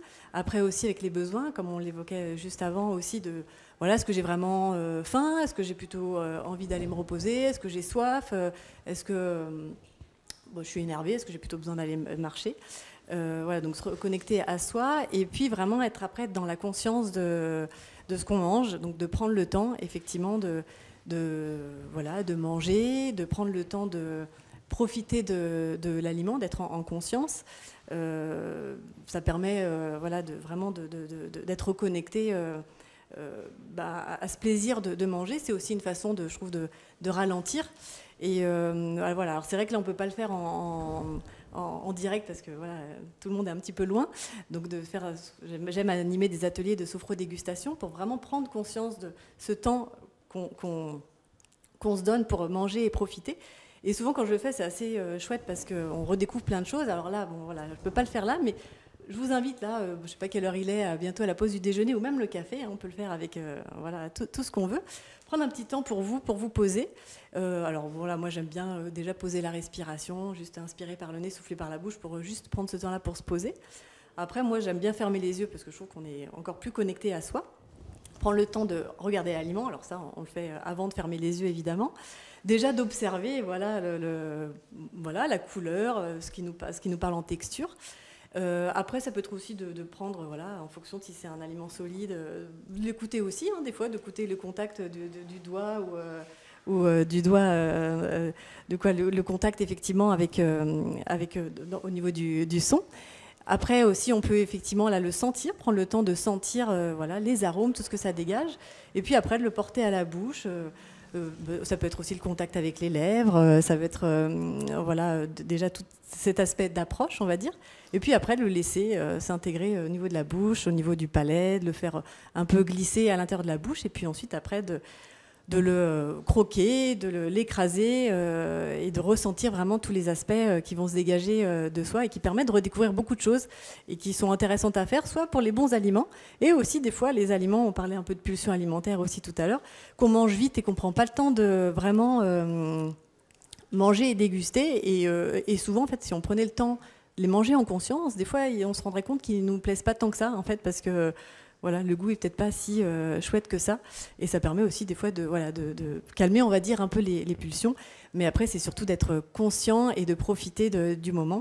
Et puis voilà, comme là, je décrivais dans cette approche un peu de conscience, et ça permet aussi, voilà, ça je pense que c'est plus Isabelle qui pourra aussi en reparler un peu plus, mais de prendre le temps dans tout le système après de mastication, qui j'imagine est bien meilleur pour l'organisme dans l'intégration voilà, du métabolisme et des nutriments.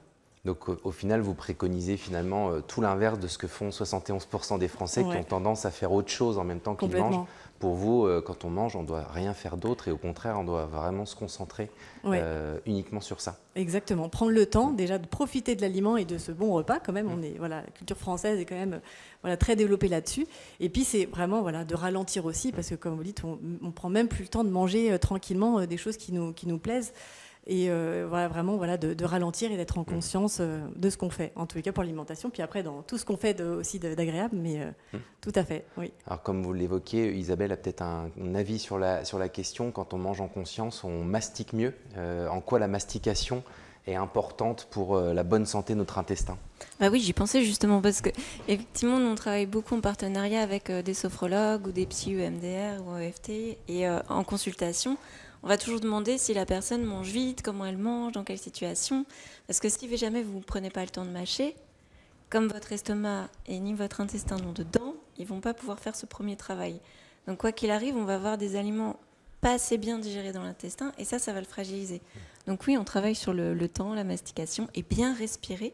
Pour la respiration, il y a beaucoup la cohérence cardiaque. Et justement, dans les ateliers diabète, dans les ateliers cuisine, on faisait faire de la cohérence cardiaque avant de manger. Et on voyait qu'il y avait une vraie influence sur les glycémies post-repas. Parce que ça faisait baisser le cortisol, on digérait mieux, tout était bien. Et par rapport au trauma, il peut y avoir des gros traumas ou des situations de stress. Et tout ça, en fait, il y a le Hans Selye qui a beaucoup travaillé dessus. À chaque stress, votre corps se vide de substances comme les protéines, les graisses, les vitamines, les antioxydants, les minéraux. Et si jamais vous avez des phases successives de stress, ça s'écroule un petit peu. Donc au niveau de l'alimentation, quand on a vécu des traumas ou qu'on est en stress chronique, on peut aider aussi. Donc il y a un vrai travail de partenariat. Ouais. En complément, Céline, est-ce que vous voulez nous parler de toute la dimension positive autour de l'alimentation, l'idée de se projeter dans quelque chose de plus positif? C'est-à-dire dans le rapport à l'alimentation? Oui, c'est ça. C'est ça. Quelle est l'importance de cette projection sur le côté positif? Et puis, je crois, le concept d'intuitif aussi qui est important pour vous. Tout à fait. Ouais. Effectivement, c'est vraiment d'être, comme je disais, d'être en conscience du corps, des besoins, comme on l'a dit, et des envies aussi, pour vraiment tout, effectivement, tout bien rééquilibrer, reconnecter cette connexion entre le corps, le cœur et l'esprit, et qui va amener justement à être dans une alimentation plus intuitive, de revenir vraiment sur les vrais besoins, effectivement, bons pour l'organisme, bons pour soi aussi, qui vont nous amener vraiment dans une alimentation, comme on dit, plus intuitive, effectivement, parce qu'on sait que ce soit pour l'alimentation ou pour d'autres choses, on a tous en soi tout ce qu'il faut pour être bien et réussir, mais c'est qu'il faut savoir l'écouter, et ces temps de pause, donc on parlait de cohérence cardiaque, qui va être un travail sur la respiration, comme la sophro ou la méditation. Tous ces temps en fait de pause et d'écoute vont permettre de vraiment, après, à la fois donc s'écouter sur les sensations, comme on le disait, et sur ce vers quoi on a envie d'aller au niveau de l'alimentation, de l'alimentation plus intuitive. Et dans cette idée d'écoute, c'est important, et du coup je vais faire réagir Gilles sur cette notion. Il faut s'écouter parce qu'on est tous différents, donc on est tous complètement individuels, et notamment au niveau du microbiote. Notre microbiote est complètement différent, donc comment on peut faire pour, entre guillemets, écouter son microbiote et lui apporter ce qu'il y a de meilleur? Alors là, je ne m'attendais pas à la question sous cet angle, complètement. Je peux réagir juste à la discussion qui était juste avant, après je viendrai avec le microbiote, mais je trouve que cette question est passionnante et extrêmement importante. Et par exemple, on a des études maintenant qui montrent que le fait de grignoter toute la journée, par exemple ce qui se passe chez les gens qui vont grossir lorsqu'ils sont stressés, fait qu'ils n'ont jamais la sensation de faim. Et donc, ils vont manger, ils n'ont plus cette sensation de satiété. Ils n'ont pas faim, et donc ils ressentent mal la satiété. Et puis, ils se privent d'une chose qui est essentielle dans la relation à la nourriture. Et c'est le plaisir qu'on a au début du moment où on mange, lorsque l'on a faim. Et en fait, c'est une sensation qui est pas si longue que ça. Elle passe assez vite. Mais lorsque l'on a faim, le fait de manger, les premières minutes, c'est vraiment un plaisir énorme. Et donc un bien-être énorme. Et par exemple, on essaye de réapprendre aux obèses, justement, à arrêter de manger à un moment donné pour avoir à nouveau ce sentiment de plaisir au moment où ils mangent. C'est-à-dire qu'ils associent l'acte alimentaire au fait de manger. Et c'est vrai que moi, personnellement, j'essaye de faire ça. Hein. Donc, de temps en temps, je n'ai pas faim le soir parce que j'ai fait un repas au restaurant à midi professionnel. Et même si je prépare le repas, eh bien, je vais me mettre à table avec ma famille, mais je ne vais pas manger avant d'avoir faim. Et donc, ça peut arriver 1 heure ou 1h30 après. Et là, on retrouve ce sentiment de... Parce que manger sans faim, ce n'est pas tellement plaisant. Et donc, c'est pour ça que de manger en faisant quelque chose, c'est une catastrophe. Tout simplement parce que le cerveau ne peut pas faire bien 2 choses à la fois. Il est obligé de trier et de donner la priorité à une chose. Si vous êtes en train de travailler, la priorité, c'est le travail. Parce que c'est la chose qui va préoccuper le cerveau. Et donc, on va se priver de toutes ces sensations qui sont le bien-être lié à l'acte alimentaire. Aussi, on va oublier qu'on a faim, pratiquement, hein, parce qu'on va commencer à manger automatiquement, etc. Et donc, tout ça, c'est quelque chose qui est extrêmement pénalisant pour l'équilibre physiologique ensuite. Et puis, surtout, de tirer ce plaisir qu'évoquait juste maintenant, là, le plaisir qu'on doit avoir à manger, parce que ça satisfait nos besoins physiologiques. Et donc, ça doit être quelque chose qui est un plaisir et pas quelque chose d'automatique. Et surtout qui n'est pas relié à des sensations. Quoi. Alors, est-ce que le microbiote peut communiquer directement? La réponse est, pour ce qui est ma spécialité, par les métabolites qu'il est capable de produire. Donc ça, pour nous, c'est très très clair. Les métabolites que le microbiote va être capable de produire vont avoir un rôle parce qu'ils vont aller communiquer avec la muqueuse intestinale. Et donc, alors, il ne faut pas oublier également qu'entre le microbiote et la muqueuse intestinale, pour protéger cette muqueuse de l'intestin des agressions par des bactéries qui pourraient arriver par l'alimentation, des bactéries pathogènes, il y a une couche de mucus très importante que les bactéries ne peuvent pas traverser facilement lorsque l'intestin est bien correct. Par contre, les petites molécules, elles peuvent. Et donc, ces petites molécules peuvent aller communiquer un certain nombre de choses avec les nerfs. Par exemple, c'est ce qu'on peut démontrer assez facilement avec le propionate, qui est un de ces acides gras à courte chaîne. Il peut aller se lier aux nerfs et déjà communiquer avec le cerveau. Ensuite, il a une deuxième façon de communiquer avec le cerveau de façon positive, grâce au glucose qu'il est capable de faire produire à l'intestin. Et c'est par le biais du glucose qu'il va pouvoir aller communiquer des sensations de bien-être à l'intestin. Donc si on nourrit bien son microbiote avec des bons aliments, des bons nutriments, il va envoyer des bons signaux au corps et même au cerveau de bien-être. Alors c'est une chose extrêmement importante également sur laquelle j'insiste souvent pour ce qui concerne l'effet des fibres et des protéines par exemple. C'est que très souvent, alors, ça a été très bien évoqué également, le fait de manger très diversifié diversifie le microbiote. Et donc on associe ça à quelque chose de très positif. Mais comme Isabelle l'évoquait également, chaque bactérie en fait elle ne se nourrit que d'un élément ou deux. Une bactérie, c'est très très simple, c'est pas omnivore, c'est le microbiote total qui est omnivore. Toutes les bactéries sont omnivores, mais chaque bactérie individuellement ne l'est pas. Donc si elle trouve son aliment dans l'alimentation, elle va pousser. Si elle ne le trouve pas, elle va régresser. Et donc plus l'alimentation est variée, plus des populations de bactéries diversifiées vont pouvoir se diversifier. Alors là où quand même il ne faut pas être désespéré, c'est que même si on a un microbiote peu diversifié, comme par exemple on le trouve chez les patients obèses qui mangent des aliments hypercaloriques, très peu variés, ces microbiotes-là, ils ont la capacité de transformer les fibres ou les protéines en éléments positifs pour la santé. Et ensuite, après avoir mangé 1 ou 2 repas comme ça, leur microbiote va se diversifier. Ça va très très vite. Hein. Il y a eu des études qui montrent qu'en 4 heures, le microbiote est complètement changé selon la quantité d'aliments qu'on a mangés. La qualité des aliments qu'on a mangés. Et inversement, si la qualité est mauvaise, on dégrade le microbiote très très vite, j'imagine. On détruit sa diversité, voilà. Mais on ne détruit pas sa quantité. Oui. Et ce microbiote-là, en fait, si on lui donne à manger des fibres, Dans les populations bactériennes qui sont associées à l'obésité et à un microbiote plus diversifié, il y a quand même des bactéries qui sont capables de produire les acides gras à courte chaîne.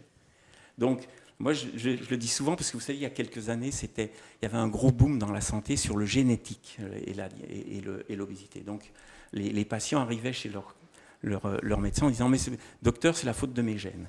Donc, déjà, ce n'est pas si simple que ça, parce que l'obésité, ça a commencé il y a une centaine d'années. Les gènes, ça fait bien plus longtemps que ça qu'on les a. Et surtout, je le dis à mes copains médecins, si jamais on vient vous dire « c'est la faute de mon microbiote », il faut leur dire ça. Même le microbiote des obèses, très peu diversifié, a la capacité de transformer les bons signaux nutritionnels en bons signaux pour la santé et pour le bien-être mental. Donc, il ne faut jamais se priver. Et en plus, après quelques moments, bien sûr, on aura un très très bon microbiote, entre guillemets, très diversifié, qui n'a même plus besoin de s'adapter, qui est déjà adapté à toutes les sources de nourriture les plus variées. Très bien, merci beaucoup pour ces compléments sur le microbiote et le côté individuel. En conclusion de cette table ronde et avant qu'on aborde les questions-réponses, on a un certain nombre de questions qui nous ont été soumises et du coup on va revenir avec vous sur des points très précis sur certaines diètes, certaines alimentations, voilà. Donc ça va être très intéressant. Déjà, je voulais vous remercier tous les trois de nous avoir apporté tout cet éclairage et puis c'était vraiment un échange passionnant. Je retiendrai cette notion qu'on a abordée tout à la fin qui est l'alimentation intuitive, qui aborde plusieurs facettes et qui résume bien, je trouve, les différents points qu'on a abordés pendant notre conversation de ce matin et ce vers quoi on doit tendre pour avoir un corps, être bien dans son corps et dans sa tête, avec aussi les notions indispensables qu'on a abordées de variété et de qualité de l'alimentation, vous l'avez répété plusieurs fois, qui sont essentielles au bon fonctionnement de notre intestin. Et plus largement, ce qui est marquant dans cette discussion de ce matin, c'est qu'on a observé vraiment les perpétuelles interactions entre les deux sujets, les deux cerveaux. On l'a vu dans toutes les approches, qu'elles soient nutritionnelles, neuroscientifiques ou psychologiques. Tout est intrinsèquement lié finalement. On n'a pas arrêté de faire des allers-retours entre les différentes notions. Et on voit à quel point cette interaction entre intestin et cerveau, elle est vraiment bilatérale dans les deux sens, avec le cerveau qui influence l'intestin qui influence le cerveau. Et qu'à l'origine de ces connexions entre cerveau et intestin, on a étudié le système nerveux, donc on a parlé du nerf vague, on a parlé aussi des neurotransmetteurs comme la sérotonine entre autres, donc cette idée à la fois d'une conduction électrique mais aussi chimique, voire alchimique entre tous ces organes, mais aussi, et c'est ce qui a été démontré aujourd'hui, à quel point l'alimentation est vraiment au cœur de cette connexion et c'est véritablement ce qui fait le lien entre nos deux cerveaux. Et donc derrière ces constats, on voit aussi qu'il y a du solide, il y a de la science, il y a beaucoup d'études qui sont menées sur les différentes facettes. Il y a aussi de la pratique, la vôtre en cabinet, avec tous les retours de vos patients que vous avez pu nous partager, les consommateurs qui se sont exprimés aussi dans l'étude. Donc tout ça, ça apporte du concret à notre thématique. On voit qu'il y a énormément de sujets. Et pourtant, il reste encore pas mal de points et de pistes à explorer. Donc c'est ce qui rend le sujet très intéressant et passionnant dès qu'on s'intéresse à l'alimentation. C'est toujours très très complexe. On voit qu'il y a encore de nouvelles portes à ouvrir sur cette thématique et le MeatLab y contribue entre autres. Et on voit à quel point l'alimentation est multidimensionnelle, très complexe, avec toujours cette relation entre le fonctionnel et l'émotionnel qui sont intrinsèquement liés. Des émotions qui, on l'a vu, impactent notre alimentation grâce à cet axe premier et deuxième cerveau, dont on ne sait plus d'ailleurs qui est le premier, qui est le deuxième, si j'ai bien compris. Donc vraiment une connexion très très forte entre notre intestin et notre cerveau. Donc je pense qu'on ne répondra pas forcément à la question qu'on avait posée au départ, puisque ça n'a pas l'air d'être si simple. Et le mettre à bord, c'est probablement un peu les deux. Enfin, c'est la synergie entre tout cet écosystème qui dirige notre alimentation et qui est dirigé par notre alimentation.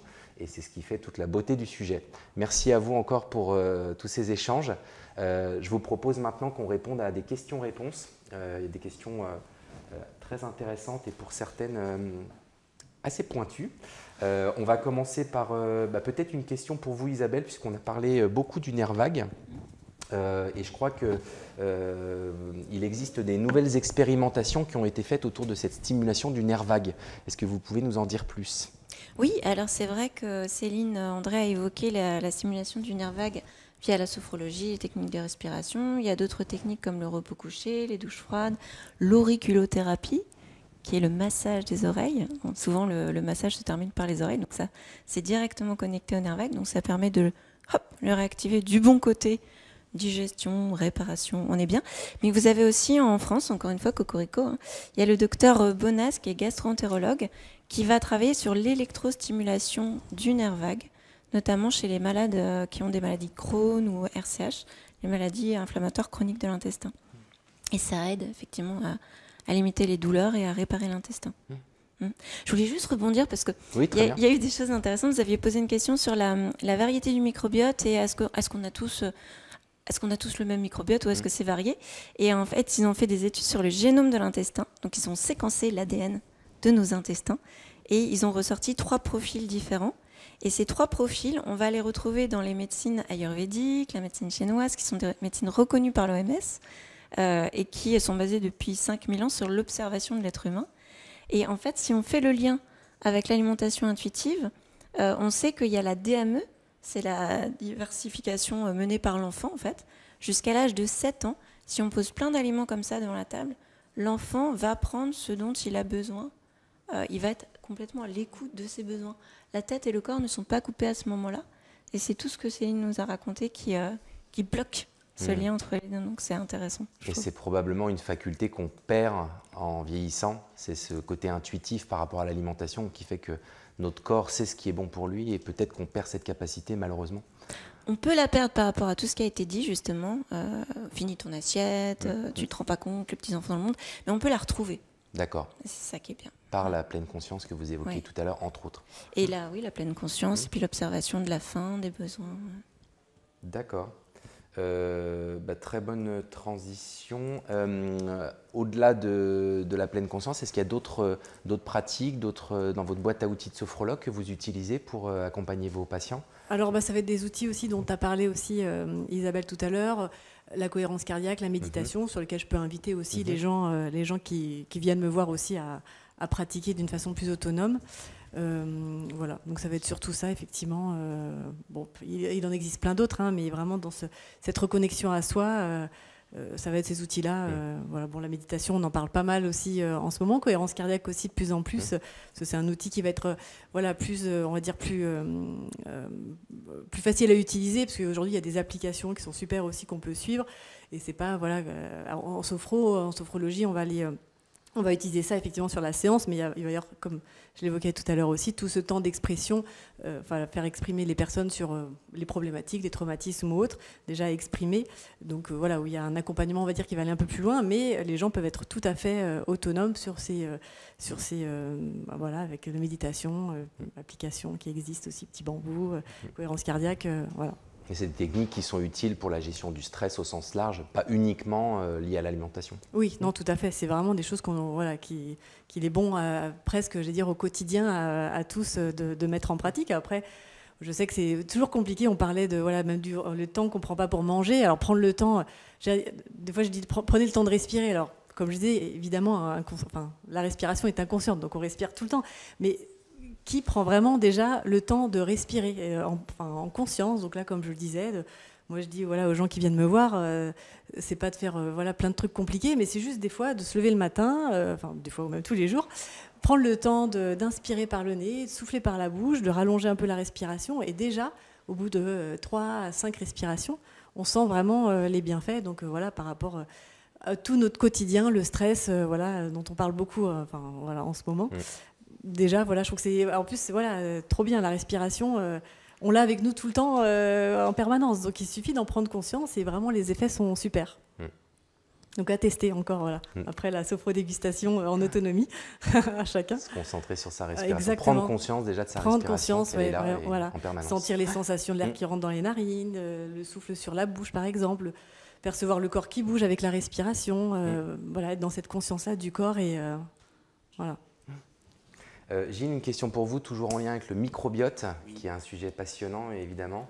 On entend parler de pré-probiotiques. Est-ce que vous pouvez nous en dire plus et est-ce que ça a un intérêt pour bien nourrir son microbiote intestinal?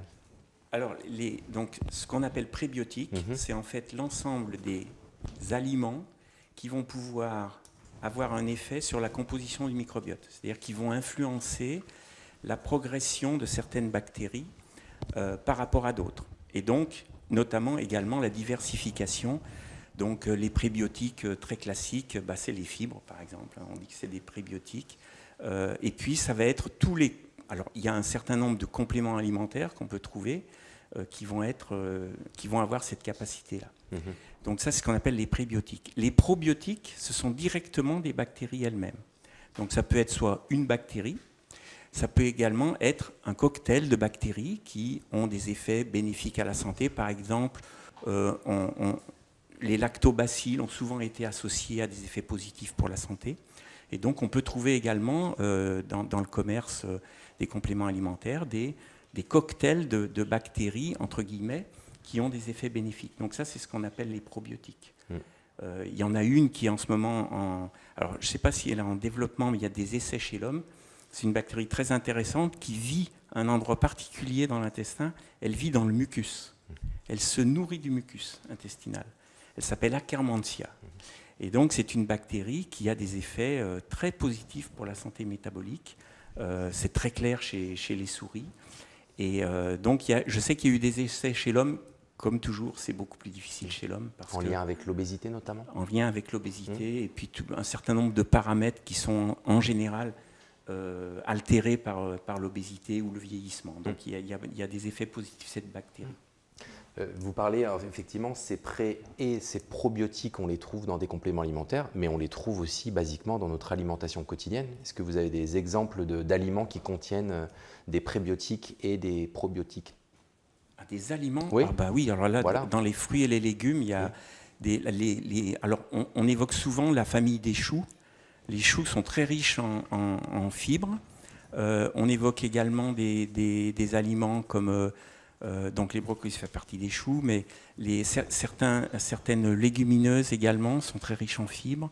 Les fibres, ce que l'on mange au petit déjeuner, vous savez, là, c'est l'aliment parfait comme prébiotique. Et puis ce qu'on oublie également, par contre, je tiens à le redire, parce que les protéines peuvent également être des prébiotiques, parce que les protéines possèdent la propriété d'être absorbées tout le long de l'intestin, pour une raison simple, c'est que les cellules intestinales sont des cellules à renouvellement rapide. Et en particulier, on estime que chez l'homme, la durée de vie d'une cellule intestinale, c'est 3 jours. Donc en permanence, il faut renouveler ces cellules. Et pour renouveler des cellules, on a besoin des protéines. Donc elles sont absorbées tout le long de l'intestin. Et puis les bactéries s'en régalent. C'est-à-dire que les bactéries, c'est un tout petit peu moins à la mode en ce moment que par rapport aux fibres, mais il y a des articles en littérature il y a une trentaine d'années qui montraient très bien que dans les régimes riches en protéines, on a une production de propionate, de butyrate, d'acétate, d'acides gras à courte chaîne, parce que les bactéries, certaines bactéries, pas les mêmes que celles qui vont utiliser les fibres, vont se régaler de ces protéines et puis les fermenter et puis proliférer grâce à elles. Et donc, ensuite, produire ces acides gras à courte chaîne qui sont si bénéfiques à la santé. Et en fait, donc, les protéines peuvent être classées également parmi les prébiotiques, de mon point de vue. Très bien. Et dans les exemples de sources naturelles de probiotiques, c'est tous les aliments fermentés? Absolument, oui. Bien sûr. Les lactobacilles, par exemple. Dans les yaourts. Le lait, les yaourts, un certain nombre de... Les fromages, bien sûr. C'est tout à fait des éléments, entre guillemets, probiotiques. À savoir également que les bactéries, il y en a un peu partout. C'est difficile de s'en débarrasser. On en a sur la peau, on en a partout. Donc quand on absorbe un aliment quelconque, sauf s'il est fait dans des conditions de propreté totalement incroyables, il va avoir des bactéries. Sur la peau d'un fruit, sur... Voilà. Bon, dans les fruits, par exemple, pour les prébiotiques, on peut citer les cerises qui sont très riches en petites fibres, qui sont extrêmement fermentescibles et qui produisent beaucoup d'acides gras à courte chaîne. Mais bon, bien sûr, alors le champion du monde, c'est le flocon d'avoine quand même, sur la quantité de fibres dans l'aliment. Donc sur l'aspect prébiotique. Très bien, merci. Isabelle, une question pour vous, toujours en lien avec le microbiote. Quel est le lien entre la matrice nutritionnelle des aliments et un microbiote en bonne santé? Comme on l'a dit tout à l'heure, en fait, la matrice de l'aliment, elle va permettre de garder l'aliment dans son tout. Donc en fait, la nature est bien faite, les éléments qui sont dans l'aliment agissent en synergie. Donc si on retire un des éléments et qu'on essaye de le remettre dans un autre aliment auquel on aura ajouté d'autres aliments qui auront été extraits, recombinés, ça n'aura pas du tout le même effet sur la santé. Donc c'est pour ça qu'on préfère consommer des aliments non transformés et de qualité. D'accord, le plus brut possible. Oui. D'accord. Et pour les aliments fermentés, alors c'est vrai qu'il y a les yaourts, les fromages au lait cru, mais vous avez aussi les légumes lacto-fermentés qui sont très faciles à faire maison, le kéfir de fruits, vous avez le vin rouge, enfin, voilà, il y a plein de choses en France qu'on peut consommer qui sont riches naturellement en aliments fermentés. Comme légumes lacto-fermentés qu'on connaît tous, c'est la choucroute par exemple. Oui, ouais, la choucroute. Alors vous avez la choucroute qui est lacto-fermentée et puis vous avez la choucroute qui est pasteurisée. Donc là, elle a perdu un petit peu forcément ses bactéries. Mais c'est très simple, il vous suffit d'avoir des légumes que vous n'avez pas trop nettoyés non plus pour garder des bactéries, de l'eau, du sel. Vous fermez tout ça, vous laissez pendant un mois et vous avez une bombe de probiotiques, de prébiotiques pour votre intestin. Donc c'est très bien. C'est intéressant et facile. Secret pour prendre soin de son microbiote. Céline, une question pour vous. Est-ce que vous avez senti des changements vraiment significatifs ou des troubles dans les comportements alimentaires pendant et après le Covid ? Après, c'est toujours difficile de tirer des conclusions vraiment fortes par rapport à ça. Moi, c'est vrai que, c'est comme je disais, je l'ai plus observé avec les jeunes. C'est vrai que j'ai eu beaucoup de jeunes qui, après le Covid, qui avaient des troubles alimentaires, là pour le coup plus type anorexie, qui étaient plus dans ce sens-là. Voilà. Mais encore une fois, c'est difficile de faire des analyses vraiment très... j'ai pas de lien, on va dire, d'explication ou de chiffres scientifiques, mais c'est plus ça que moi je l'ai plus observé chez les jeunes.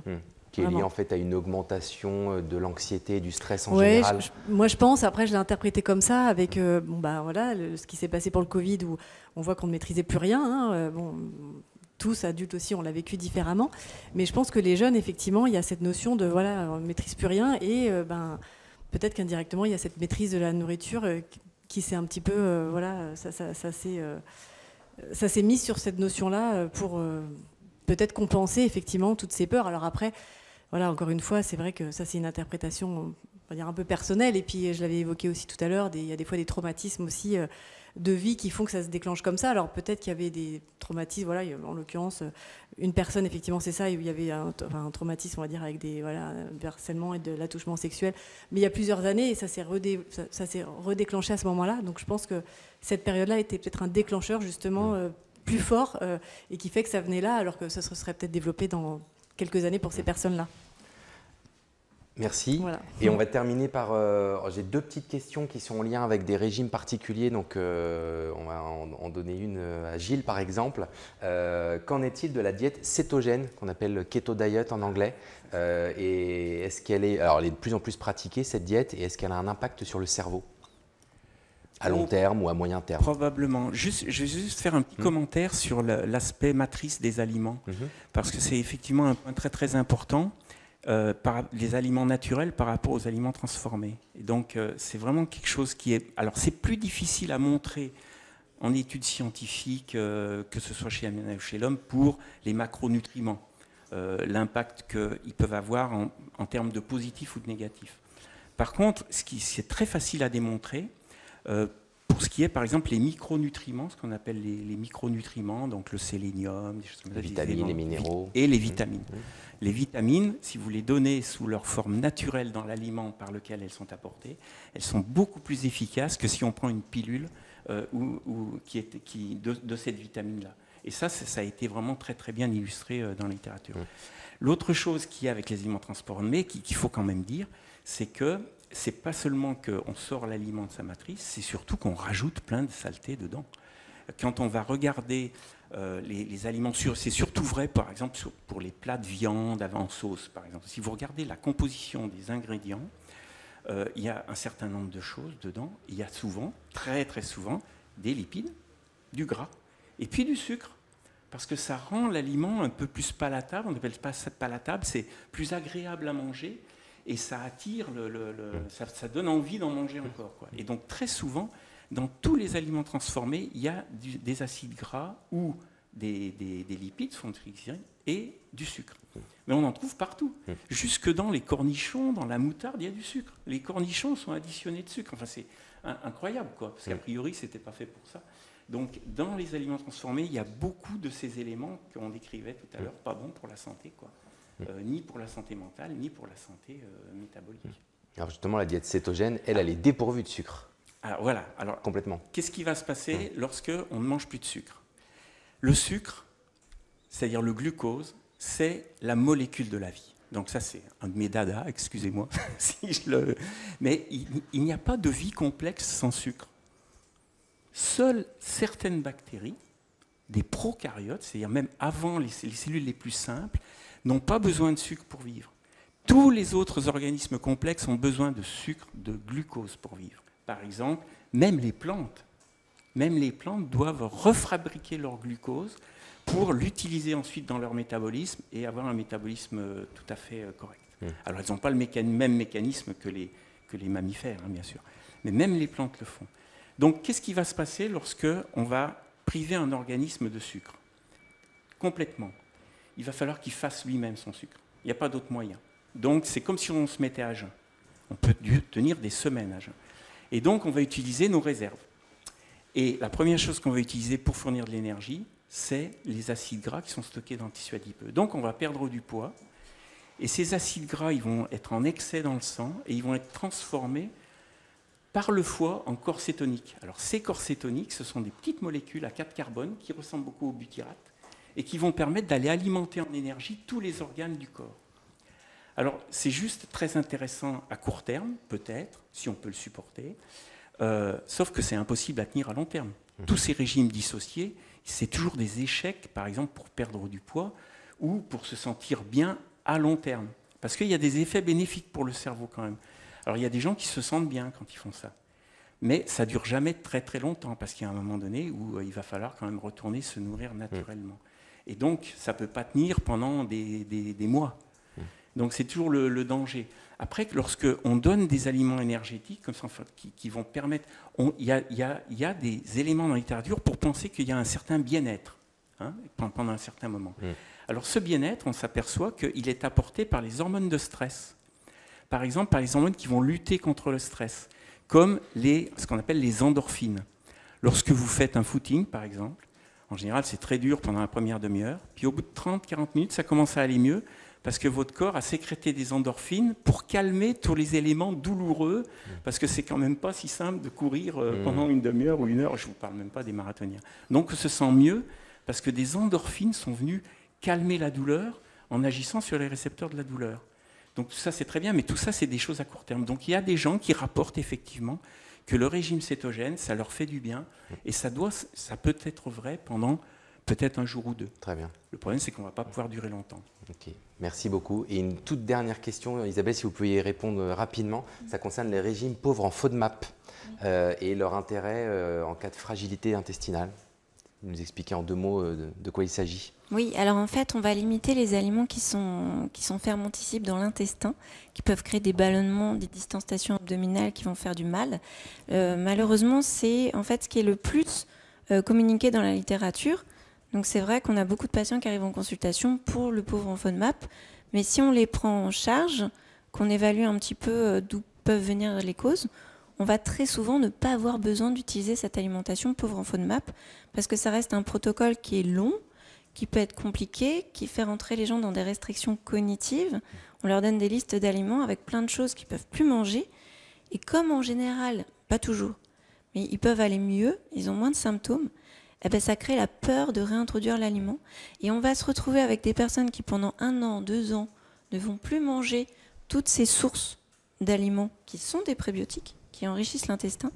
Et on s'est rendu compte qu'au bout de 3 mois, il y avait un appauvrissement des bifidobactériums qui sont essentiels pour l'équilibre de l'intestin parce qu'elles fabriquent du butyrate.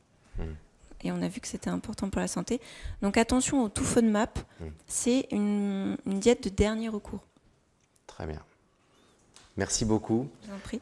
Encore merci à tous les 3 pour le partage de toute votre expertise. C'était vraiment passionnant. Et merci à tous ceux qui nous ont écoutés et suivis jusqu'à maintenant. Très bonne journée à tous.